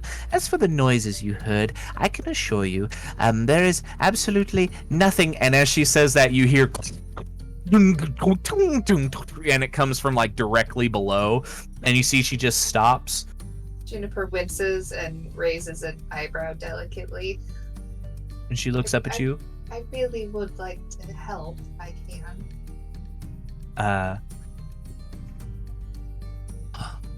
All right. You have a lovely shop. It reminds me of my caretaker's home. Right. And you see she just kind of waves her hand, and curtains draw in the windows to not let anything be seen from the outside anymore. And she says, all right. Miss Hawthorne, familiar are you with Willowshade oil? God. If you have proficiency in nature, go ahead and roll a nature check for me. I don't have proficiency in nature. Okay. Then if you don't have proficiency in nature, I will still let you roll it. It just it won't be in you. It will change kind of the answer, like what you know in this circumstance.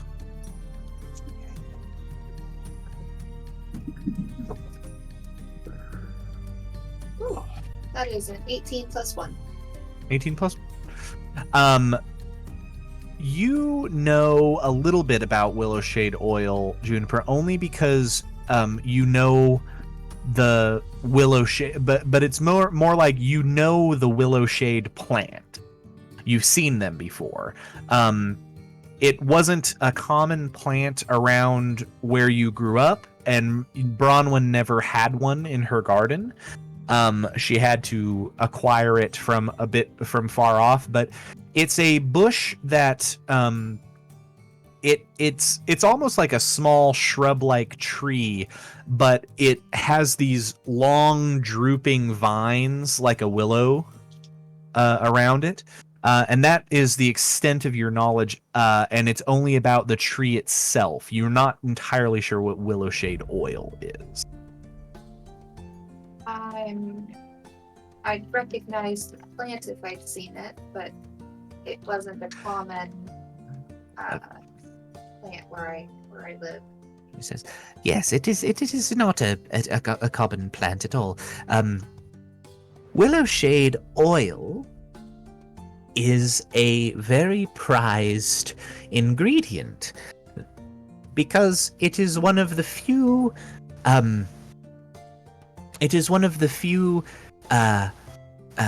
naturally occurring substances that can be synthesized into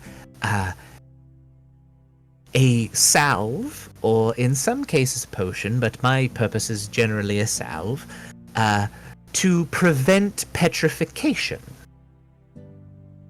It is a very, very potent, and very rare and very expensive. But all the more useful if you see if somebody was being petrified, or that is to say turned to stone.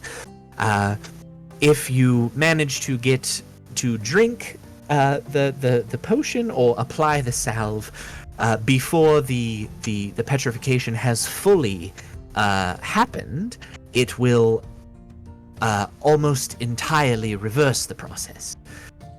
It's a very useful a very useful product. And as you can see, and she gestures to the series of jars here, which are all filled with kind of a slightly opaque grayish blue sap. She says, and as you can see, I have collected quite a bit of it. The only problem is, the willow shade oil is a binding agent that reacts with the proper the proper ingredient to produce such a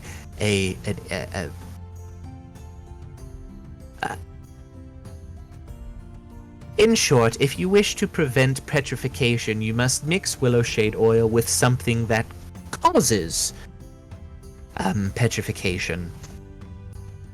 And she says, "My dear, how much do you know about basilisks?" And as she says that, we're gonna take a little break.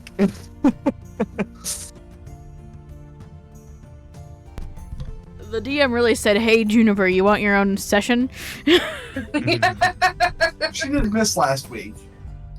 No, absolutely. Or the last Totally session. valid. Yeah, and I've been depowered for it too. Woo! You did get powered down. All right, Kyle. I'm gonna bring you one battery. One battery.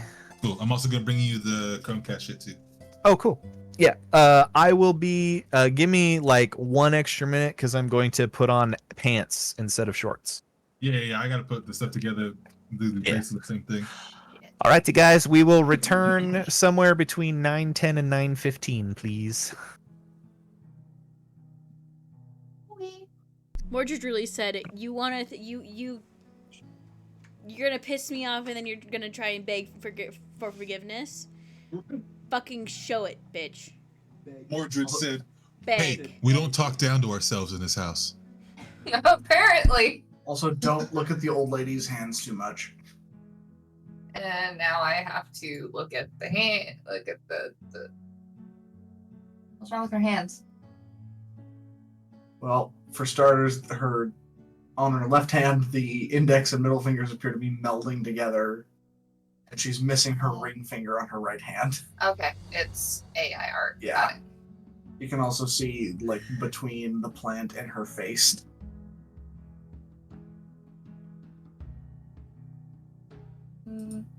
Nah. I'm gonna mute. Okay.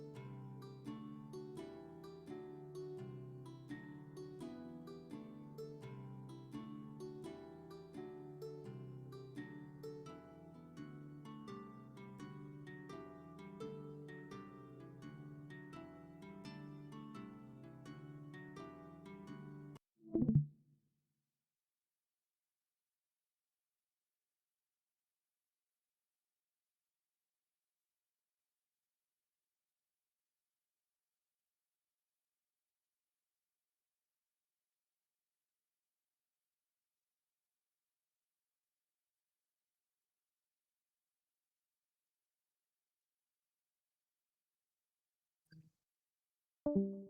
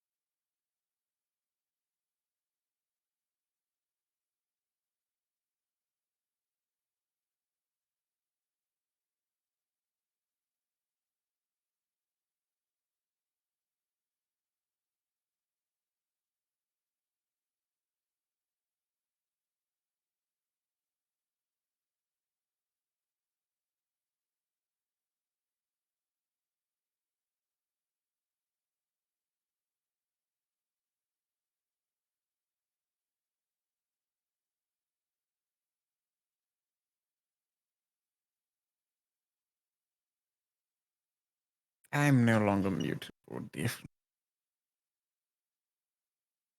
Hello there.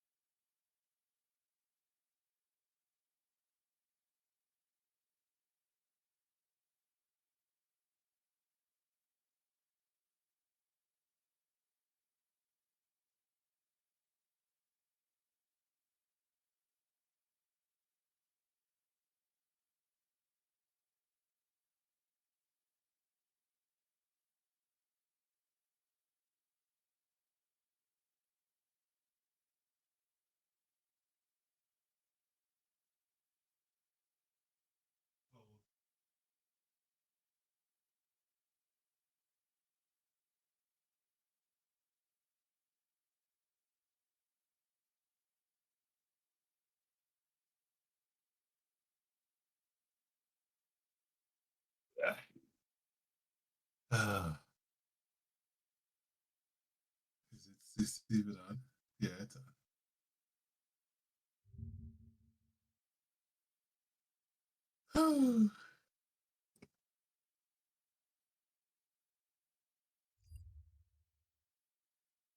I was on the way back. We went literally the opposite ways. He was up at my door and I was up at his door. I knocked on his door a couple of times too, but I forgot my phone. So Kyle was like texting me and shit and calling me. Yeah. It's cold outside. It is cold outside. Is it snowing right now? No, not this moment. It really wasn't that bad. It was just my face was exposed. Which is the worst. Yeah.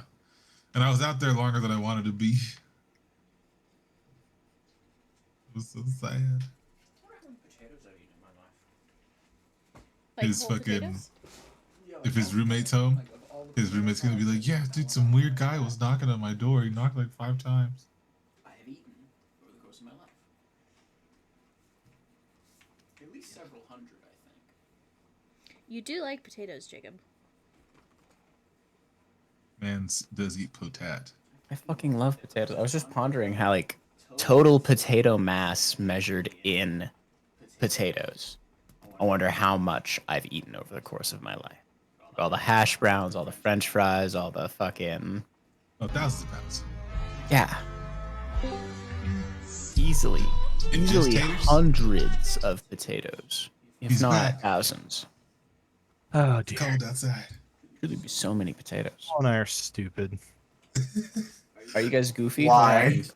Did you guys go to Because- like opposite ends? Yeah, so Yeah. I texted him and said, I'm heading to the mailboxes. He didn't take his phone with him, so he Oh, went the God. other way around the apartments You big with his dogs. And I went all the way up to his apartment. Is your roommate home, Kyle? Yeah.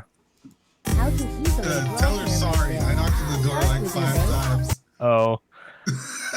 Jesus. Because I thought you were still putting pants on, because I left pretty quick. Yeah, I also left pretty quick. We are just idiots. We should have said verbally where we were going to meet. Yeah. When you said halfway, I figured it was the way that I always went, which is like towards the garages or whatever, but no. Yeah, it's whatever, bro. Yeah. But I have a mouse. It works. Yay. And new Chromecast. And a new Chromecast. That's also true.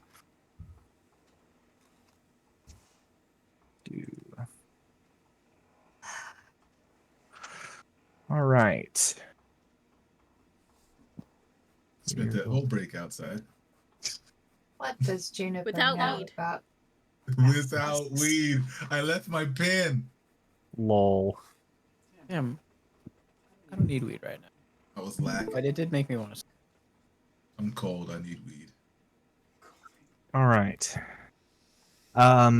So, having left off on what do you know about basilisks, we return to the bear in the bush. Ah! The rest of you, a bit of time passes. There is meat. There is drink. There are a couple of other, just short, like you see some people that get really drunk, and like start shoving each other, and Cleve goes over and grabs both of them and forces them to put their names on the board so that he can shove them into the arena and make them fight it out. And a couple of those go by. Ewan, what are you doing? Ewan is just drinking and enjoying himself, I think. Yeah. Ewan can't read, so he can't challenge anybody off the board except for the people he knows, and I don't think he quite feels like fighting them just yet. Okay. I don't think he's drunk or pissed enough. I didn't challenge anybody. I just went up there and challenged everybody. It's true. Did do that. Yeah, I can't read. Can't challenge. True. Yeah. A bit of time, a bit more time passes. Drinks and more. You guys finish up the round of ale.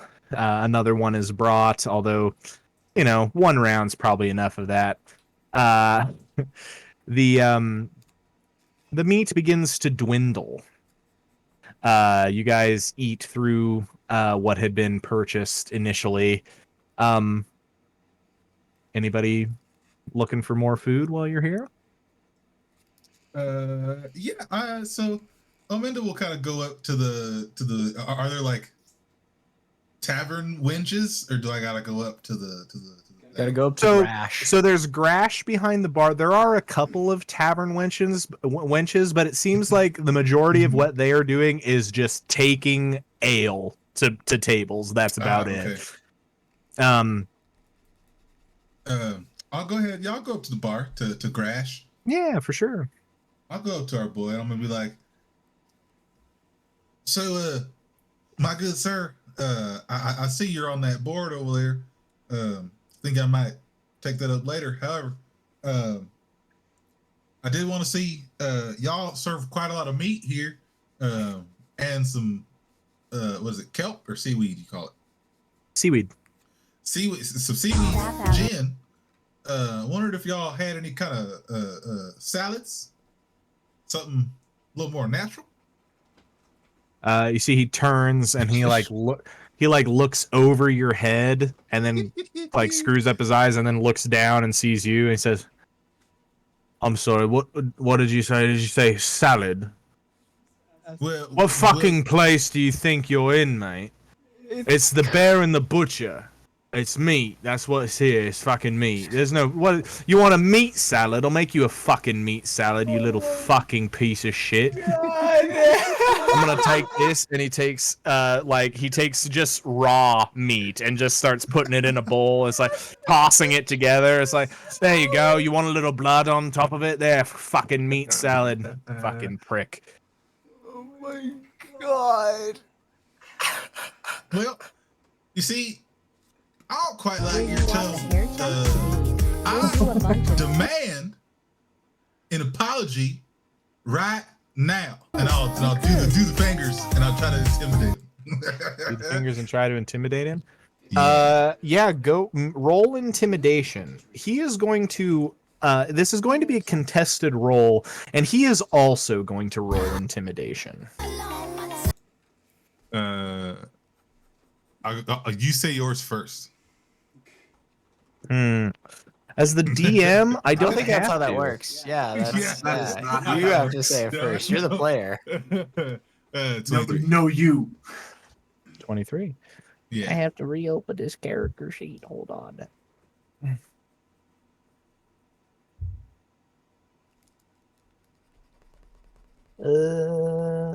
Where's Grash? There he is. I'm pretty intimidating for a small grung boy who's still shirtless. I'm sure. trying something new. Zevia. I've heard that's good. My manager likes this. He rolled a 21 total. So in that instance, the two of you looking at each other, and he's looking down at you, and you start you demand an apology, and he looks down at you, and he laughs, and he says, "The ball's on the frog. Sure, I'll give you an apology. I'm sorry you want a salad. What else can I do for you?" You can take this bowl of bullshit as well. I won't knock it off, but I'll just kind of tap it. He's just like, you see, he takes it away, and you see he has a moment of regret, realizing that he just mixed a bunch of meats that should not be mixed together in their raw forms, and just like, they just cross-contaminate to shit. Yeah, and he's like, well, that's all right, and he sticks it all on skewers and just sets it directly in the fire to like char it. That goes on Doesn't the menu. count if you're cooking it. That goes on the menu. I want, I want my due. That's gross. Sure. What else can I do? You want alcohol? I can get you alcohol. Yeah, what do you got that's dark? I need something that's like the sea. Late Dark and like the sea? I can do that. Hold on. Just got a bottle of rum on him. He goes back to the shelf Dude, I'm trying to just be Jack Sparrow. And he grabs a bottle of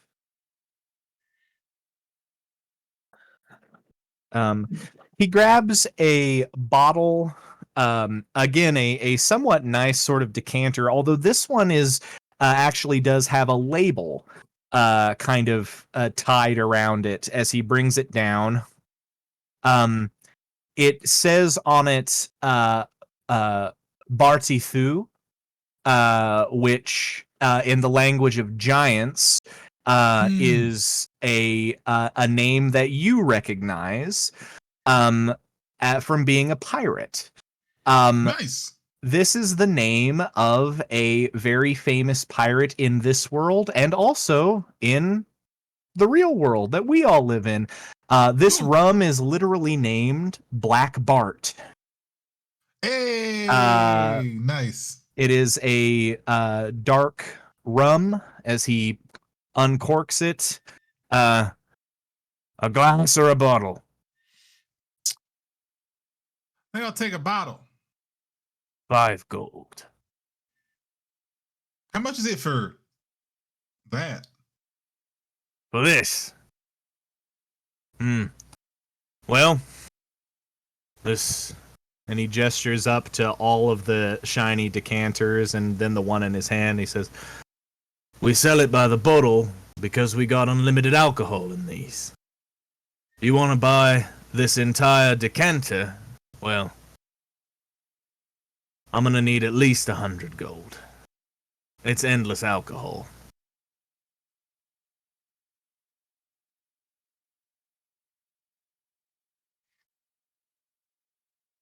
And it's kind of rich. How much fucking money do you have?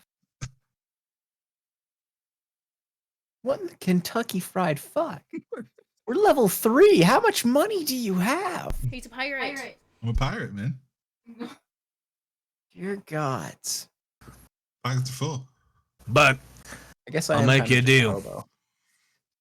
You drop, let's say 8 gold. I'll give you 2 bottles of it.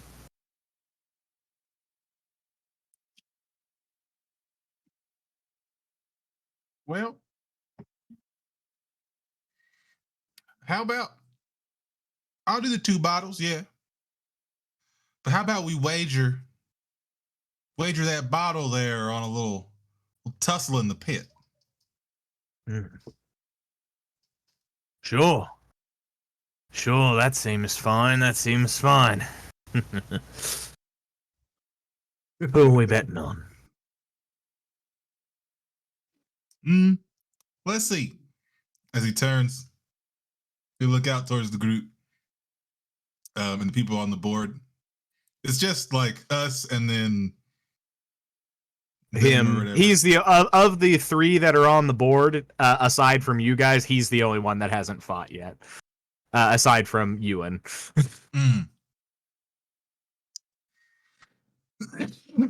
Well, how about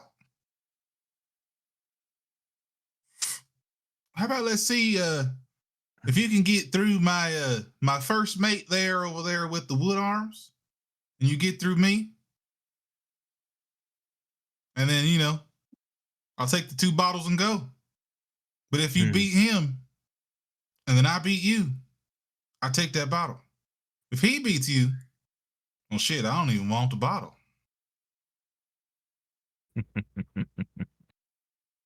All right. So you want me to fight him and then fight you, eh? Mm-hmm. And then like saying this, he like casts minor illusion of a little grung. It's red but without the gold, and it kind of goes up to you, and then it kind of tugs. Says, "You're gonna have to fight." Kyra's nose is in her journal. Yeah. And then just stops whatever she was doing. Looks up. What? Oh, I have no idea. But it's sure to be entertaining. What are you drawing over there? Oh, he's talking to Kyra, in your book, yeah. What have you been drawing over there?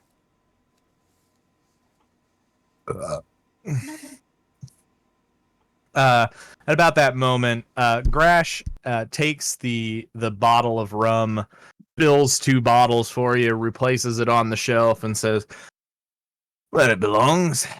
He takes a drink from a glass that he poured for himself, tosses his head, and calls out across the crowd, "All right, elf boy, show me what you got."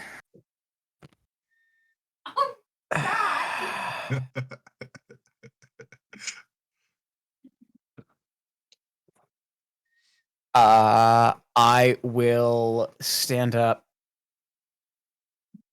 And yeah, I'll stand up and I'll walk to the pit. Sure, why not? All right. There's just sort of a general air of bemusement and just vague interest. Can I catch him in the middle, Kyle, before he gets to the pit? Yeah, absolutely. I'll kind of walk up to him and be like, "All right, so he seems to be a little tough, but I think you can beat him. However, if it's just too easy, just beat him. But if it's gonna be neck and neck, if you can go ahead and take a fall, I'll split that unlimited rum with you." That rum was pretty tasty. I don't know, I have a reputation to maintain. I'll think about it. That's all I can ask. I did try to sell you. Lol. I flick him in the forehead as I walk past him. Hey! Grash, again, he Rikers the bar. He just steps over it.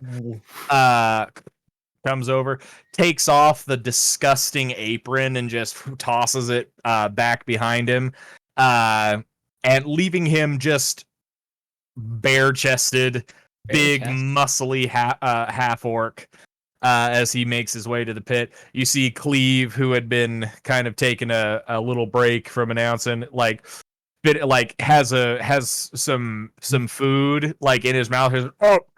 Shit. Then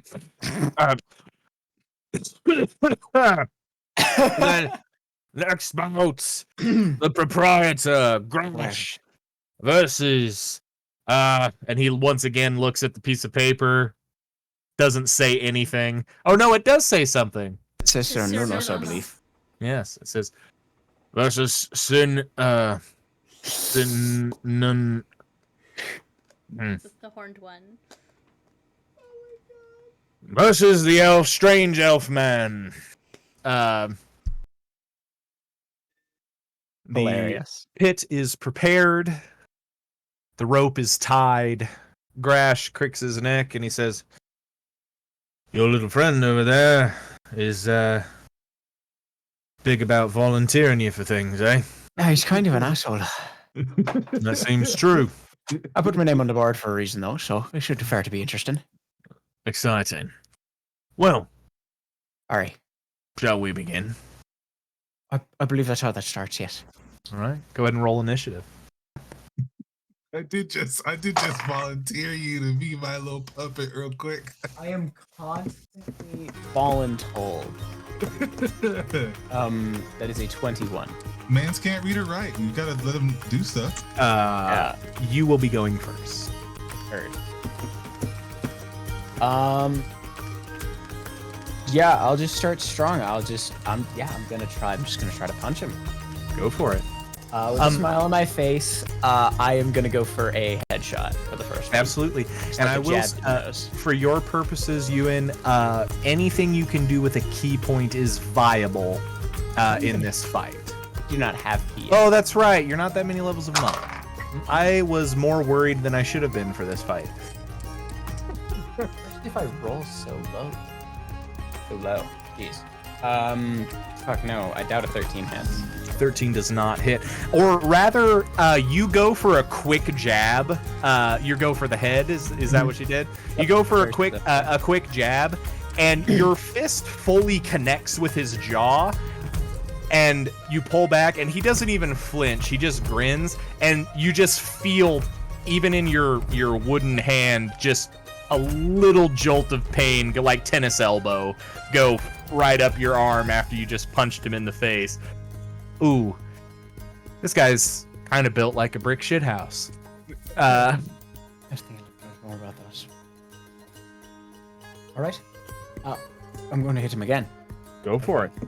Right.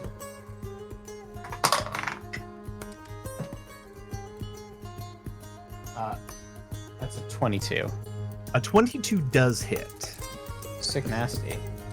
Am I just doing my D4? Yes. No, for you, for the purposes of this fight, you can go ahead and upgrade to a D8. God, hot. That's plus 12 points of damage. 12 points of damage. All right. Forgot about that. And where did you hit him on that strike? Well, that second one would just be a body blow. Body blow. Absolutely. Yes. Not finding any luck with the jaw, you come around with another punch, and this time you catch him in what, just from how you feel with your fist, you can tell, crank right into a rib. And you see he actually... He's like, all right, so that's how we're playing it. On his turn, he is going to kind of flex his arms a bit, and you watch as a previously he flexes, and you can see that there's like dirt and grease like on his arms because he's been working all day. But as he kind of flexes around, you see a elegant tattoo on his shoulder of a bear that just begins to give off just a slight bit of glow to it. And that same glow appears in his eyes. He is going to rage. Yeah. Let's see. He would like to rage.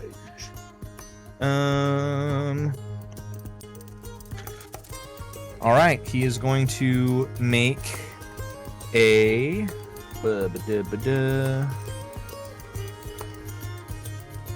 He is going to go for a haymaker at your head, and he is going to make it a reckless attack.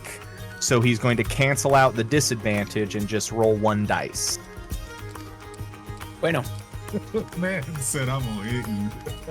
I'm gonna try. I've got a much higher AC than the two of you do.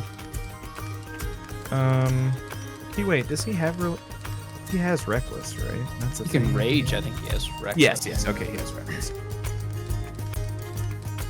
I Rolled got really well. Ironheart. That's going to be a 24 to hit.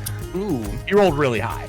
Ooh, really high. Yeah, that hurts. On a 24 damage, he is, or a 24 damage. On 24 to hit, it was a haymaker, and he rolled an 18, so it is going to do crit damage. That's going to be 7, 8, 9, 10, 11, 13 points of bludgeoning damage, as he does, as he comes around and he connects with your jaw as well, and it rocks you just a little bit.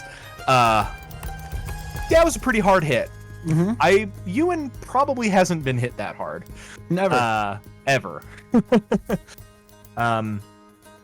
That, however, because it did clear a 20, you are in the staggered condition.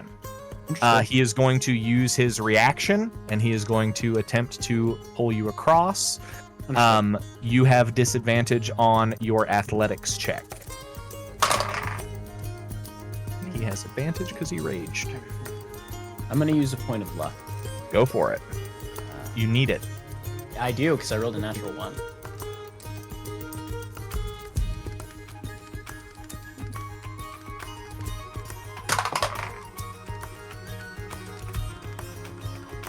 12.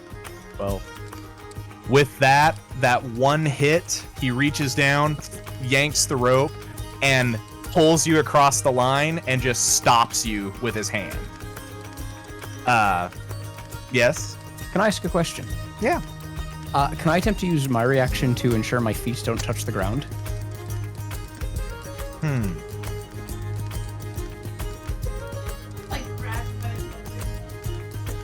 I'm gonna try to jockey him. Yes. Yes. Interesting. Feet don't touch the ground.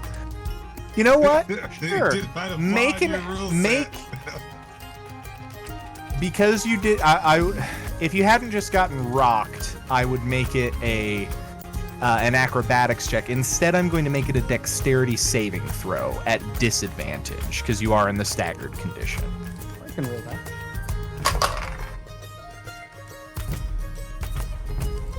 A 9. A 9. Yeah, he just pulls you across. He doesn't let you fall. He doesn't, like, push you to the ground. He just pulls the rope and then takes his hand and just places it on your chest. And, like, as you're coming out of the daze, you see he's giving you a genuine smile. And he says... and he just leans down and he says, "Don't take it too personally. I've never lost." And he gives you a little clap on the shoulder and he says, "And I'm gonna have to have something done about that rib." And he reaches down and you see some swelling in the abs. You broke a rib on that punch that you got him. Definitely. He's not comfortable right now. I rolled max damage. Yeah. Grash is a big boy. The cleave, "Oh, winner!" And Grash raises his hand and says, "Unfortunately, for all of you that are in need of a drink, I have one more fight to fight." And he just looks right at you, Menda. He's like sitting on one of the tables, still with his shirt off. And he just gestures to you to enter the ring. He like hops down. You can hear the jingling of his piercings as he kind of moves in. He's ready. I have no spells to make myself better at it, so I'm just going fight. You walk up, Menda, and you, at about 3.5 feet tall, come out to about the middle of his thigh. He is much larger than you. The rope is tied around. Everything is set up.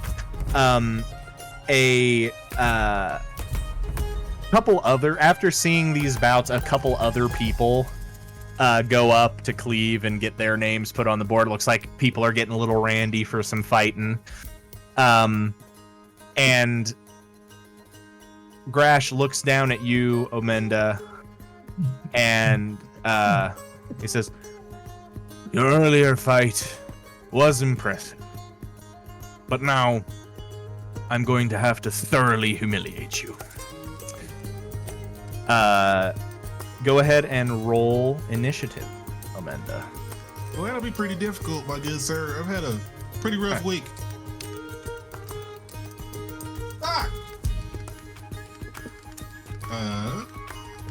11. 11? He rolled you rolled lower than that. You'll be going first. He rolled real low. Hell yeah. I've rolled not good initiative. Okay.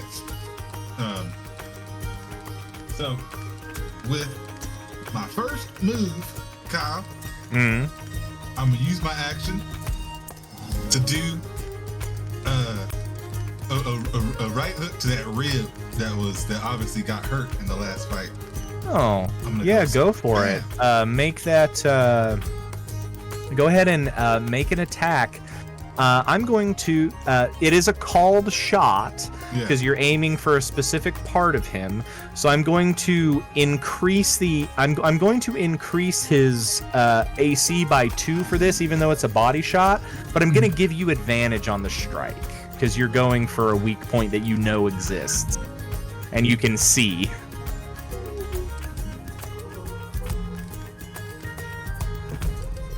Okay, so that is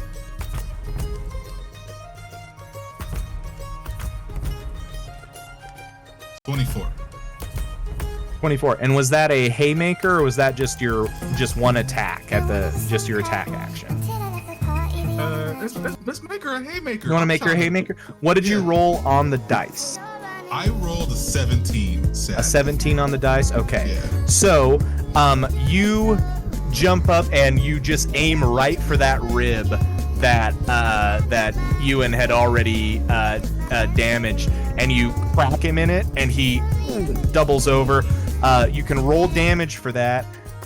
It will put him into stagger. It will not do crit damage. Okay. Get out, dice. Goddamn. Let me get with the D8s, right? Remember I told you guys your body blows are important. Go for the D6. Mighty lines. So, and then I have my reaction.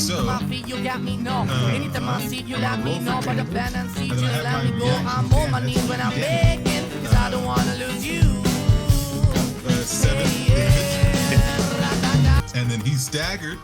I'm gonna use my reaction, right? It was the reaction to do my fucking pull thing? Yeah. Yeah, I'm gonna do that.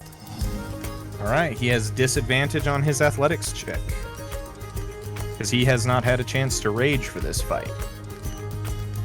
God damn it! So mad. Do I get any bonuses? Do I get advantage because he's staggered? You don't get advantage. He just rolls at disadvantage. I got a nat 1, man. That's rough. You go to like, you definitely have him staggered, and you go to pull the rope to just try and get his foot across. Doesn't even budge. Just firmly planted in the sand. The rope just goes taut, and he doesn't move at all. You do still have a bonus action with which you could make another attack if you like. No, I did a haymaker. Oh, that's right. You did a haymaker. Then that's going to bring it to his turn. What the hell was that noise? He is going to, on his turn, he's actually not going to rage. He is going to make 2 attacks against you because he's pretty upsetty. Upsetty spaghetti. The first one is going to be a 19 to hit. That hits. Okay, and that's going to be... Ooh, low damage. 5 points of damage. Nice. No enemies. The second attack is real low. It's like a 9 to hit. Yep, that is not. So he takes two swings, connects with one, but it doesn't do very much damage. And you see, he talks a big game, and he probably has never been defeated, but he also doesn't look quite as comfortable fighting somebody this much shorter than him. Right. That's going to be the end of his turn. It's your go. You having a little difficulty there? Huh? And I'll go ahead and do another just a single punch, regular old punch to the ribs. Okay. Go for it. Called, I suppose. Dang, man. Sad. 2 plus 6 or something. That does miss. You have a bonus action. Yeah. I don't really have any cool bonus actions that aren't spells, so I'll do it again. Yeah. Damn, nothing. Still, it's a 4, so. Still 4. Yeah, this time you take a couple more attacks, and again, you're hitting him now in the abs and stuff, but he's like more ready for it, and he just steals himself, and your fists just bounce off. On this turn. I got a reaction. I'm gonna yank him again. Yeah, go for it. It won't be. He's not staggered, so it won't be at disadvantage. That's okay. I could probably roll better than a 1. I mean, not. Ooh, and he could roll terrible.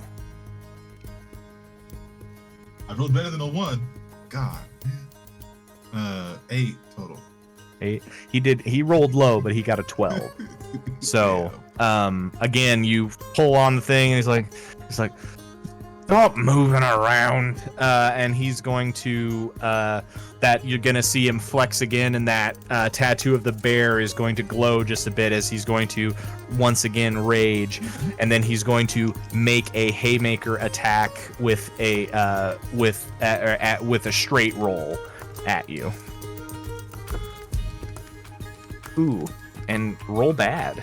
Yeah, 10 total. Yeah, he just whiffs. And he's looking pretty pissed off. You lose a little bit up here when you get angry, huh?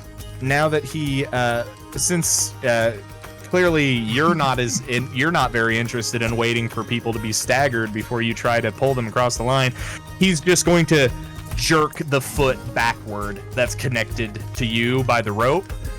Make an athletics check.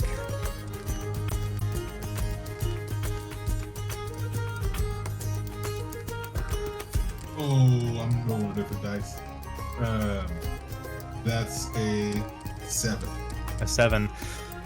He jerks his foot backwards, and Amanda, you are a 3-foot tall frog man. He just, with all of his strength, pulls you fully, like, not just across the line, pulls you across, and he doesn't stop you. He just lets you, continue past him until the line goes taut in the other direction. And he's just standing there, and he's like, raises his hands, and everybody begins to cheer, and Grash, Grash, Grash, Grash. Cleve says, the winner, the proprietor. Grash leans down and undoes the rope from his ankle, comes over, helps you up, and undoes the rope on yours as well. He says, I have to admit, you and your companion over there, weirdly enough, between two fights, have done more damage to me than, well, most. I'm not gonna give you a bottle of endless alcohol, but see me before you leave. I got something for you. Little consolation prize, as it were. And you're mighty strong yourself. You see, you might have made it on my ship back before I lost it. I might have tipped your ship over. Hey, it was a big ship. There was a lot of us. Understood. Well, I've got to get back to my job, but kudos to you for a challenge. I like it when the small folk got some gusto. And he looks back over towards you, Ewan, and he says, and you, again, What? and he points at the rib, and he just says, that fucking hurt. I wink at him. Yeah, sure. More meat for the table. And he just walks back behind the bar. More food is provided, free of charge. That looked a little intense. Hmm? That looked a little intense between the both of you. Yeah, I've had 3 shots and I can still feel my jaw. So, I mean, it's, we're deep. Yeah. He didn't really hit that hard, but you know, he's got some strong legs. He didn't really do that much damage to me. He hit me like a goddamn freight train. He did. Truly, He did the 5 thing, damage to me. the thing about Grash, Grash has an overwhelming advantage if he goes first in the initiative. His initiative bonus is crap. He just rolled really well against Ewan for initiative. But that being said, the food and drink has been provided, and the consolation prize, though you will not win any gold for fighting Grash, Grash provides you with not just 2, you purchased 2 for 8. He provides you with 3 more full bottles of this rum. So you can add to your inventory, Mr. Omenda, 5 bottles of Black Bart spiced rum. Funnily enough, Barty Doo or Barty Thu, because it is I believe it is DDU is how it is spelled, which is DH. The Welsh so T. the Welsh T. Barty Thu is a real alcohol that exists. I really want some. It costs a lot to have it imported, and you can't have it shipped to the state of Washington, which is sad for me. But it also has an aftertaste of seaweed. It is the only spiced rum that is made in the world that has seaweed as part of the process. Do you have that spelling? Like, Yes, it is BARTI. Hold on just a second.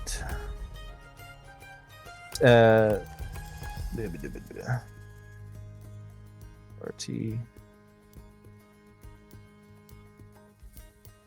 It is BARTI space DDU. Barty Thu. Which is not as complex as I was, in the golden age of piracy, Bartholomew Roberts was a Welsh pirate, and he was his Welsh. What the Welsh referred to him was Barty Thu, the Black Bart, is his name. So, Kyle, I think you mean. Or Ominda, I think you mean 4 bottles, and I pluck one. I'm taking my share. Well, I suppose that's fair. I did just, tell you to get your ass beat. So, I'm sure. Yes. I sure really did. It's okay. I got my ass beat too. Listen, does anybody else have anything here in the bar? This has been grand and enjoyable to watch. But it has been a day, and my ass hurts from sitting on that boat. So I am going to head back to the pub house. I can probably find my way there. Mostly because Ewan has now seen my journal and will probably not leave me alone until I show him what I do. So I'm going to leave. Sure, a bottle of that ale will put him away. I will see you all in the morning. All right. Is everybody else going to stay at the bar for a while, or are you guys going to head back towards the sleeping? Surely Ewan has some more fights. Yeah, Okay. I'm definitely gonna stick around and drink me a bottle. But the other 3 are getting strapped onto my belt, You got it. Or if I got like a little bando, a little bando of beer, a little bando of rum. What about Ophalon? Wolf would like to pick up some dried meat, if you can. Oh, you want to just buy? Yeah, absolutely. Some good Russian food. You can purchase some jerky. How much money do you want to spend? No, I'm gonna agree. Ophalon, I have no idea how these interactions tend to go, but if you need money for dried meats, I can supplant as long as you give me some. I'm good. I got some gold I won earlier. How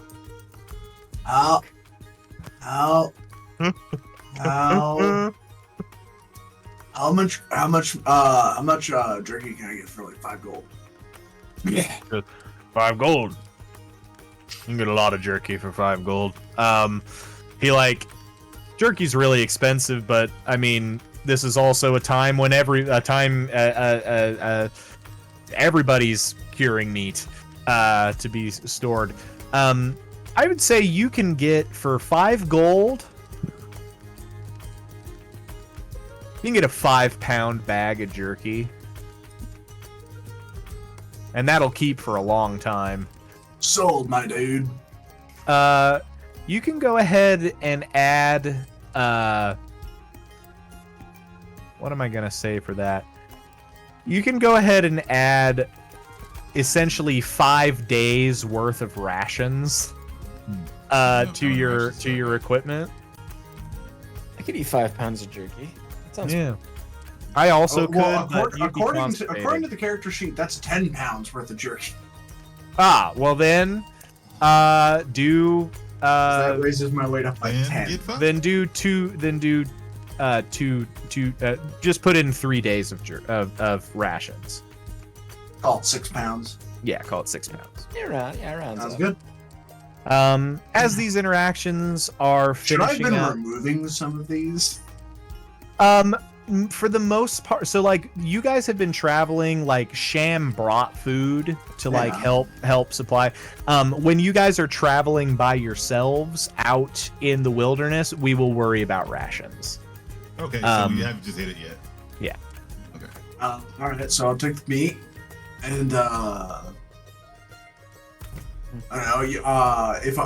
If I were to ask you what you like to drink, what would you point to?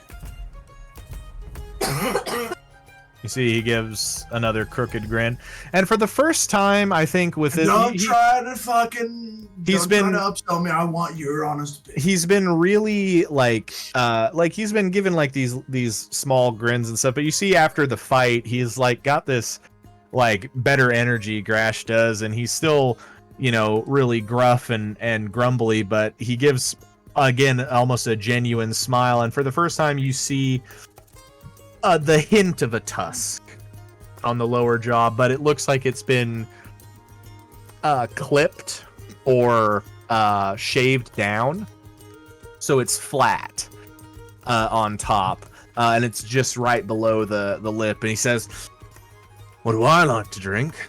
Well, that would be," and he looks up at the shelf, looks around, and he pulls down an amber decanter, no label. It looks like it's carved from crystal, with this kind of long neck and just a small, like orb-like body of the bottle. He pulls it down. He says, "Dragonfire. Nothing quite like it." Ooh, dragonfire. What's it taste like? Tastes like dragonfire. If it doesn't, I want a refund. Fair. How much for the bottle? For one bottle, 5 gold. You know what? 10 gold's cool. 5 pounds of meat and a bottle of booze. There's a prize. You got it. He pulls another clean glass bottle, uncorks it, pours it full, and you watch now that you can see the liquid. It's this kind of pleasant rose gold colored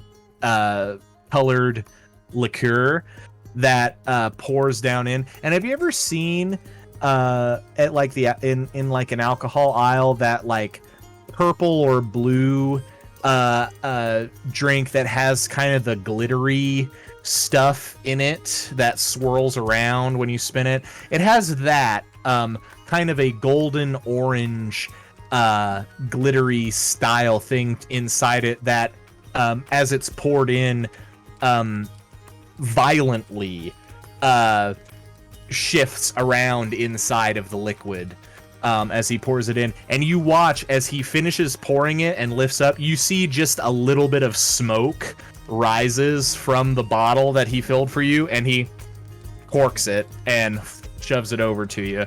He says, "Take it from me, no more than 1 shot a day. That's all you'll need."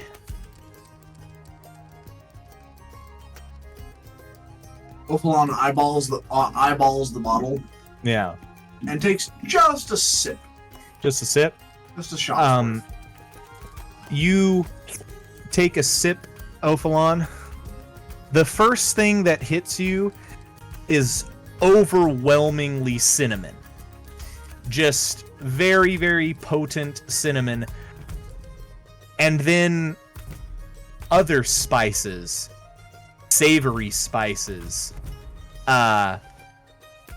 chilies and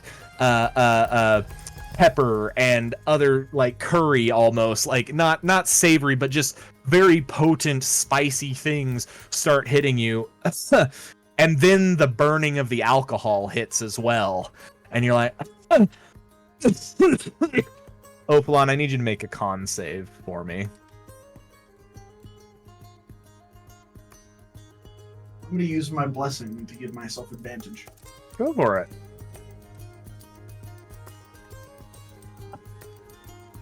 Let's see, that's a 12. That's 7, so 14. 14. On a 14, Ophalon, as you take a drink, you feel this start come, and you see he watches your reaction and he just nods. He's like, yeah, that's Dragonfire. You are immediately very drunk. No escaping that.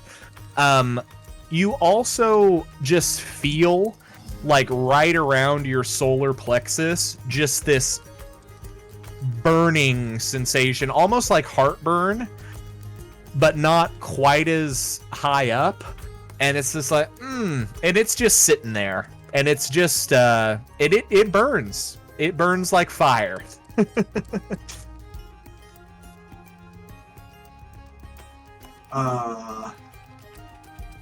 If I burp, is there any kind of effect? Do you burp? I would say, considering what you just described, I probably burped. As you give a loud belch, a column of gray smoke is released from your mouth. And then it chops off like smoke circles because he immediately goes, ha ha ha ha ha. Yeah, you have an entire bottle of Dragonfire. Best guess? Yeah. Cheers, Best man. guess, you would assume that this, at its base, at some point, was some kind of whiskey. It's a long way from whiskey at this point. Finishing that up, as some of you are still remaining behind, Ewan has a few more fights he'd like to get to. Ira, as you leave the pub and start heading back towards the flop house, you pass the strange building of you pass the strange building of wagons that have been built together with the Muggle Bims sign on the outside of it. You make it to the stairs and start to head your way down. And on your way back to the flop house, I want you to make a perception check for me.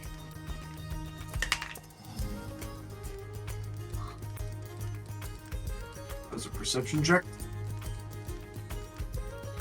That was a perception check? Yeah, for Kyra. 22. What was it? 22. 22. Kyra, you're walking back. You have a decent enough sense of direction, even in this new place. You remember how to get back to the flop house, and as you're headed back that way,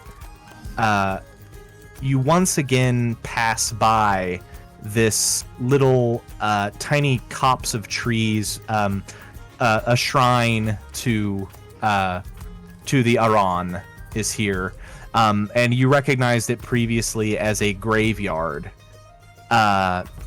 And looking at the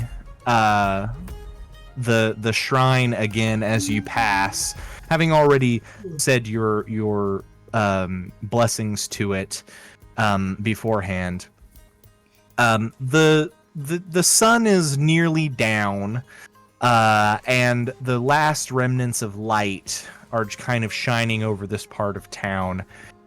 And a little bit of it glints off of the stag's skull on top of this statue. And it draws your eyes. And you turn and look. And as you turn and look, you see the familiar red hair of your companion, Juniper, ducking inside of an apothecary. Playing with time, everybody has fun. you see Juniper ducking into an apothecary up the street a ways, headed back towards where the flop house is. I will look back towards the stag head and just bow my head before picking up pace. And Juniper, hey!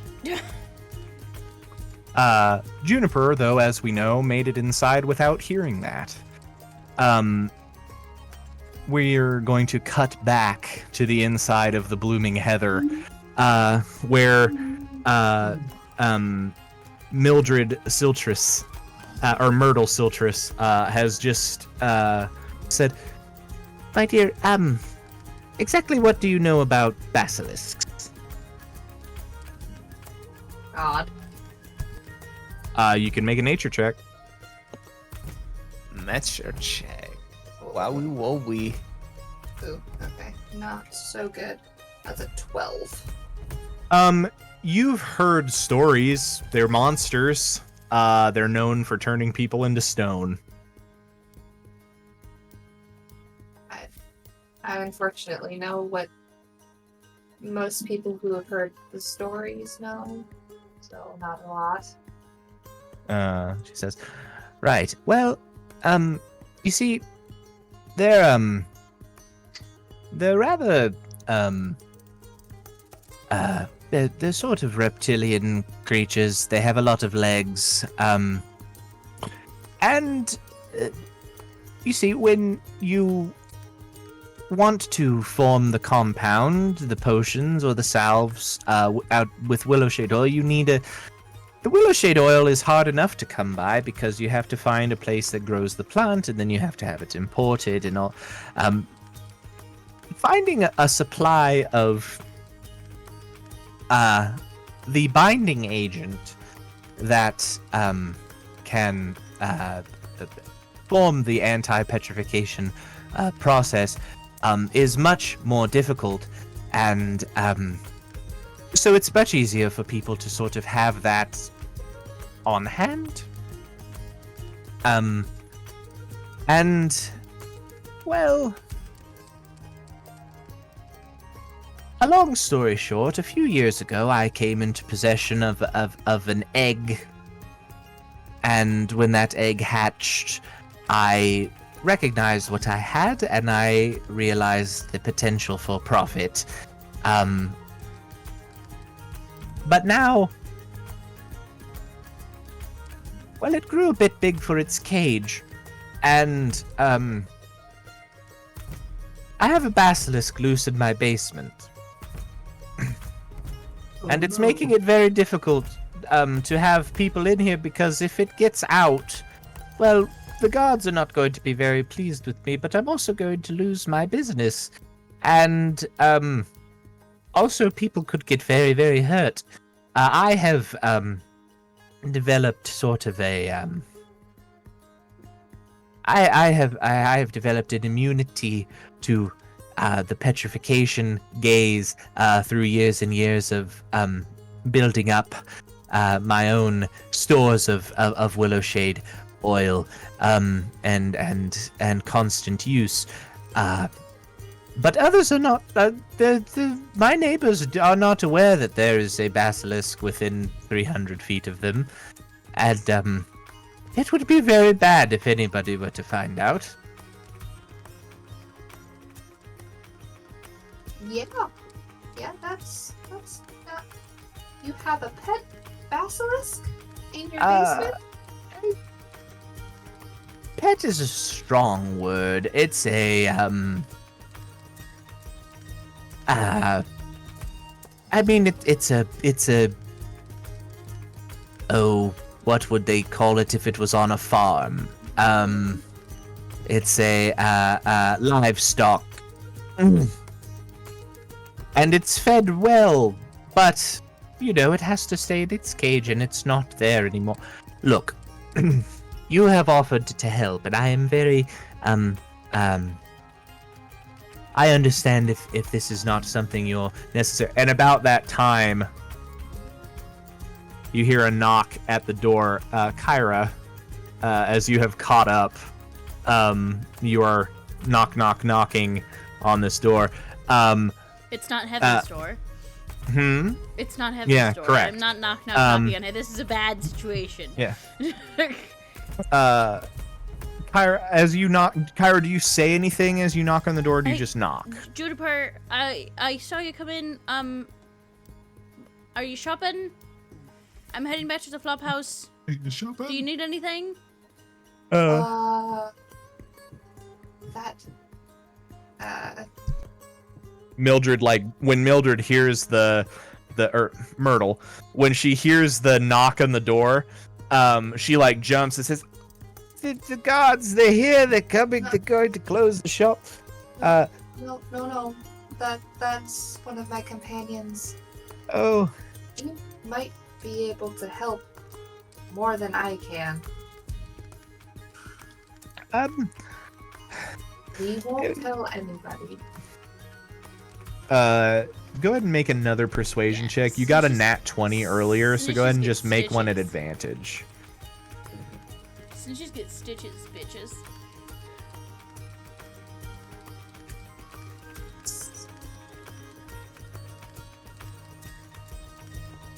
Not as good. That's a 14. A 14. You still are you have a decent enough, like, she has clearly confided in you. She seems to trust you to a point here.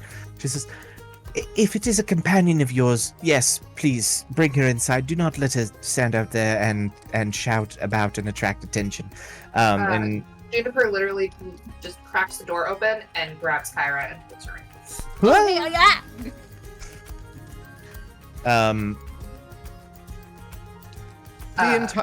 Yeah.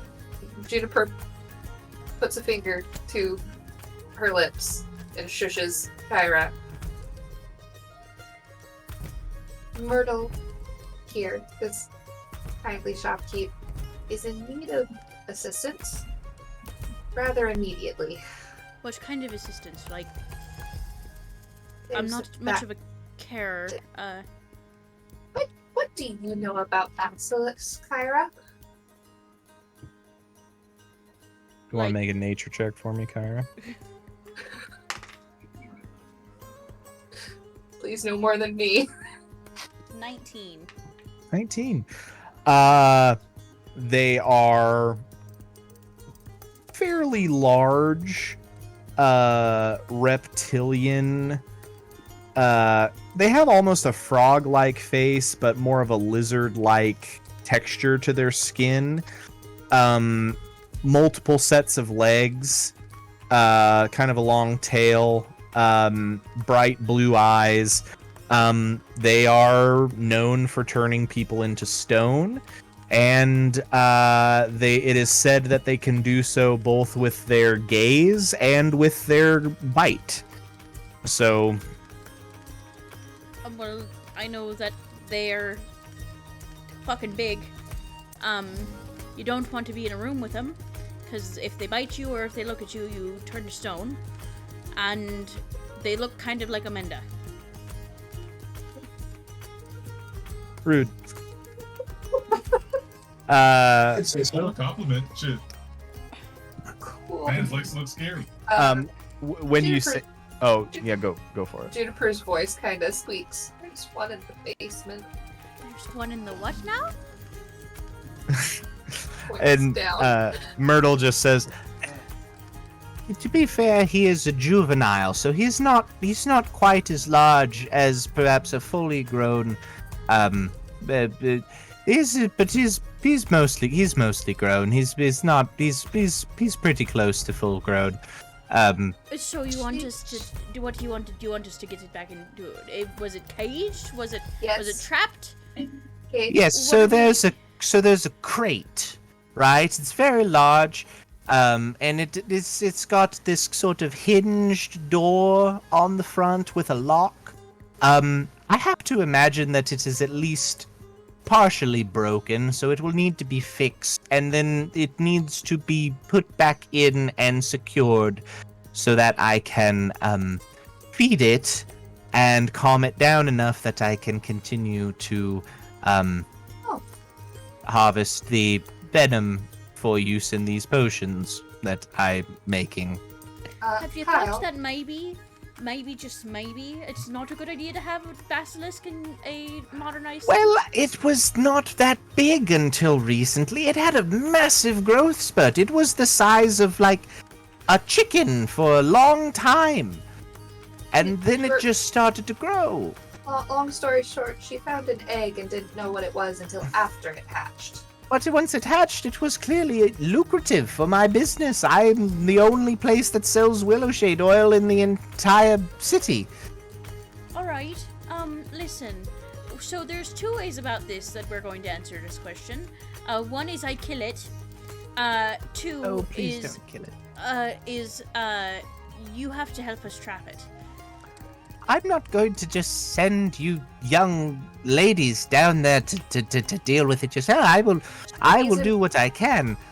She's immune to being petrified. She has yes, I am immune to being petrified. If I could fix the box. If the two of you can keep it distracted long enough that it doesn't eat me. You should have tamed it. So that it wouldn't. It's mostly been fine. It's like I said, when it was small, it wasn't a problem at all. Even if it was small at one point, you should have tamed it. That's what you do with dogs. But it's not a dog. It's a monster. If we're being perfectly It's honest. still an animal. They work all the same. Ah. Either way. If we're going to be doing this, well, we definitely can't use the boys. No, they're too loud. But they're too stupid. Rude. Quick question just on that topic. Yeah. Is Ophalon just still at the bar? Yeah. Okay. As far as I'm aware. Blowing out smoke rings. Yeah. As far as I'm aware, the Ewan, Ophalon, and Omenda have stayed at the bar and are having a pretty good time. Listen, I Got a bottle of left everything. the bar to get out of a very probably advancing awkward situation. I did not come into this situation thinking that I was going to get petrified. So Fair, I offered to help without realizing how bad it was. So before we start any of this, And you see she reaches down and she pulls out 2 little jars. and she says, "Right. So this is Willowshade salve. If you put some on your bodies, your face, your arms, any bit of skin that is visible at the moment, it will, if used ahead of time, it does not prevent the petrification process, but it does significantly slow it and give you ample time to allow your body to naturally resist the effects. I have some of these. If you are welcome, I would not ask you to go down there without it. Well, thank you. Use some of this, and perhaps we will see what we can do. That all might right. be a little bit Plucks better. up one of the salves and applies Yeah. some of it. Takes about a minute to apply it. I It feel leaves oily. kind of on the bits of skin that you apply it to, it leaves kind of a tingly sensation. It goes away after a few seconds, but it's weird. It's like all of the pores on your body like opening up, which is weird because it's an ointment, which normally would clog those. But and Mildred, how many times am I gonna call her Mildred? Myrtle says, Right. So It is if you There- make eye contact with it, right? do not make eye contact with it, and do not let it Bite? well, do not let it bite you just because the bite is it takes a bit more effort on its part for it to petrify you with its bite. The most specific thing for us right now to not be petrified is to not look directly at it. Well, it's a good thing I'm not very good at looking anyway. That will come in handy. You see, she says, right, so we will head down the stairs directly across on the far opposite side of the basement. There is a large crate. I have some rudimentary magic of my own. I will go over and I will assess the damage. You need to keep it entertained until I get it fixed, and then we will coax it in, and then between the three of us, we should be able to slam the door shut and get things taken care of. All right? I think this will go well. By the way, did you say you had other companions? Are they going to help, or? I can go get them if you really want them, but they're all very in-your-face type people. Did you say you just came from a bar? Yes. Yeah. How drunk are they? They are probably quite drunk. In the distance, unheard by anybody currently there, How many Ovalon just concerts do I going need to roll? chug, chug, chug, chug, chug, chug. And I mean, it's just Very drunk. They're very loud individuals. Well then. I mean, I could probably go get Ewan, Oh, man, it's and actually that pretty wouldn't sneaky. be the end of the situation. Well, He's really good with no. animals. No, loud and drunk, no, or just drunk. Not a good combination here. We can do it. We've got this, right? You two seem capable. You're certainly taller and more capable than I am, right? I'm an old woman, so let's I'm sure it'll be fine. And as she heads towards the door with a large iron key, we are going to end for this evening as I prep another encounter for our half-elven lasses.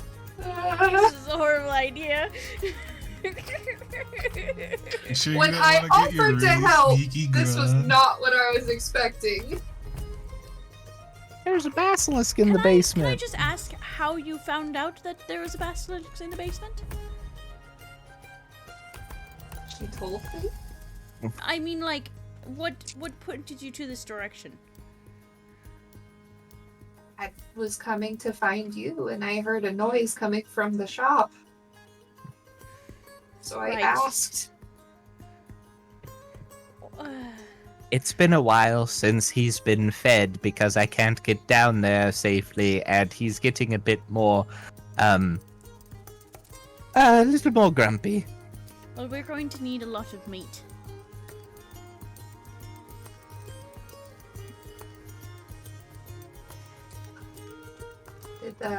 And I might just know someone who has a lot of meat. I was about to say, does the tavern you went to serve lots of meat? How much of that did you eat? Almost unconsciously, Ophalon like protectively hugs his bag of dried meat. He's like, I don't know why, but now I'm all of a sudden real weird. Just Ewan has been like pilfering just pieces of meat out of the top of it. Myrtle? Is that her name?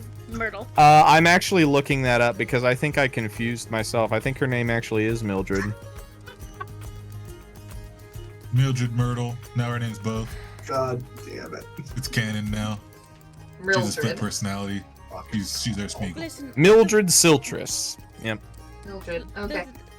I was just trying to get out of a situation to keep Ewan from getting into shit he's not supposed to. Here you are. when You're thinking shit you're not supposed to.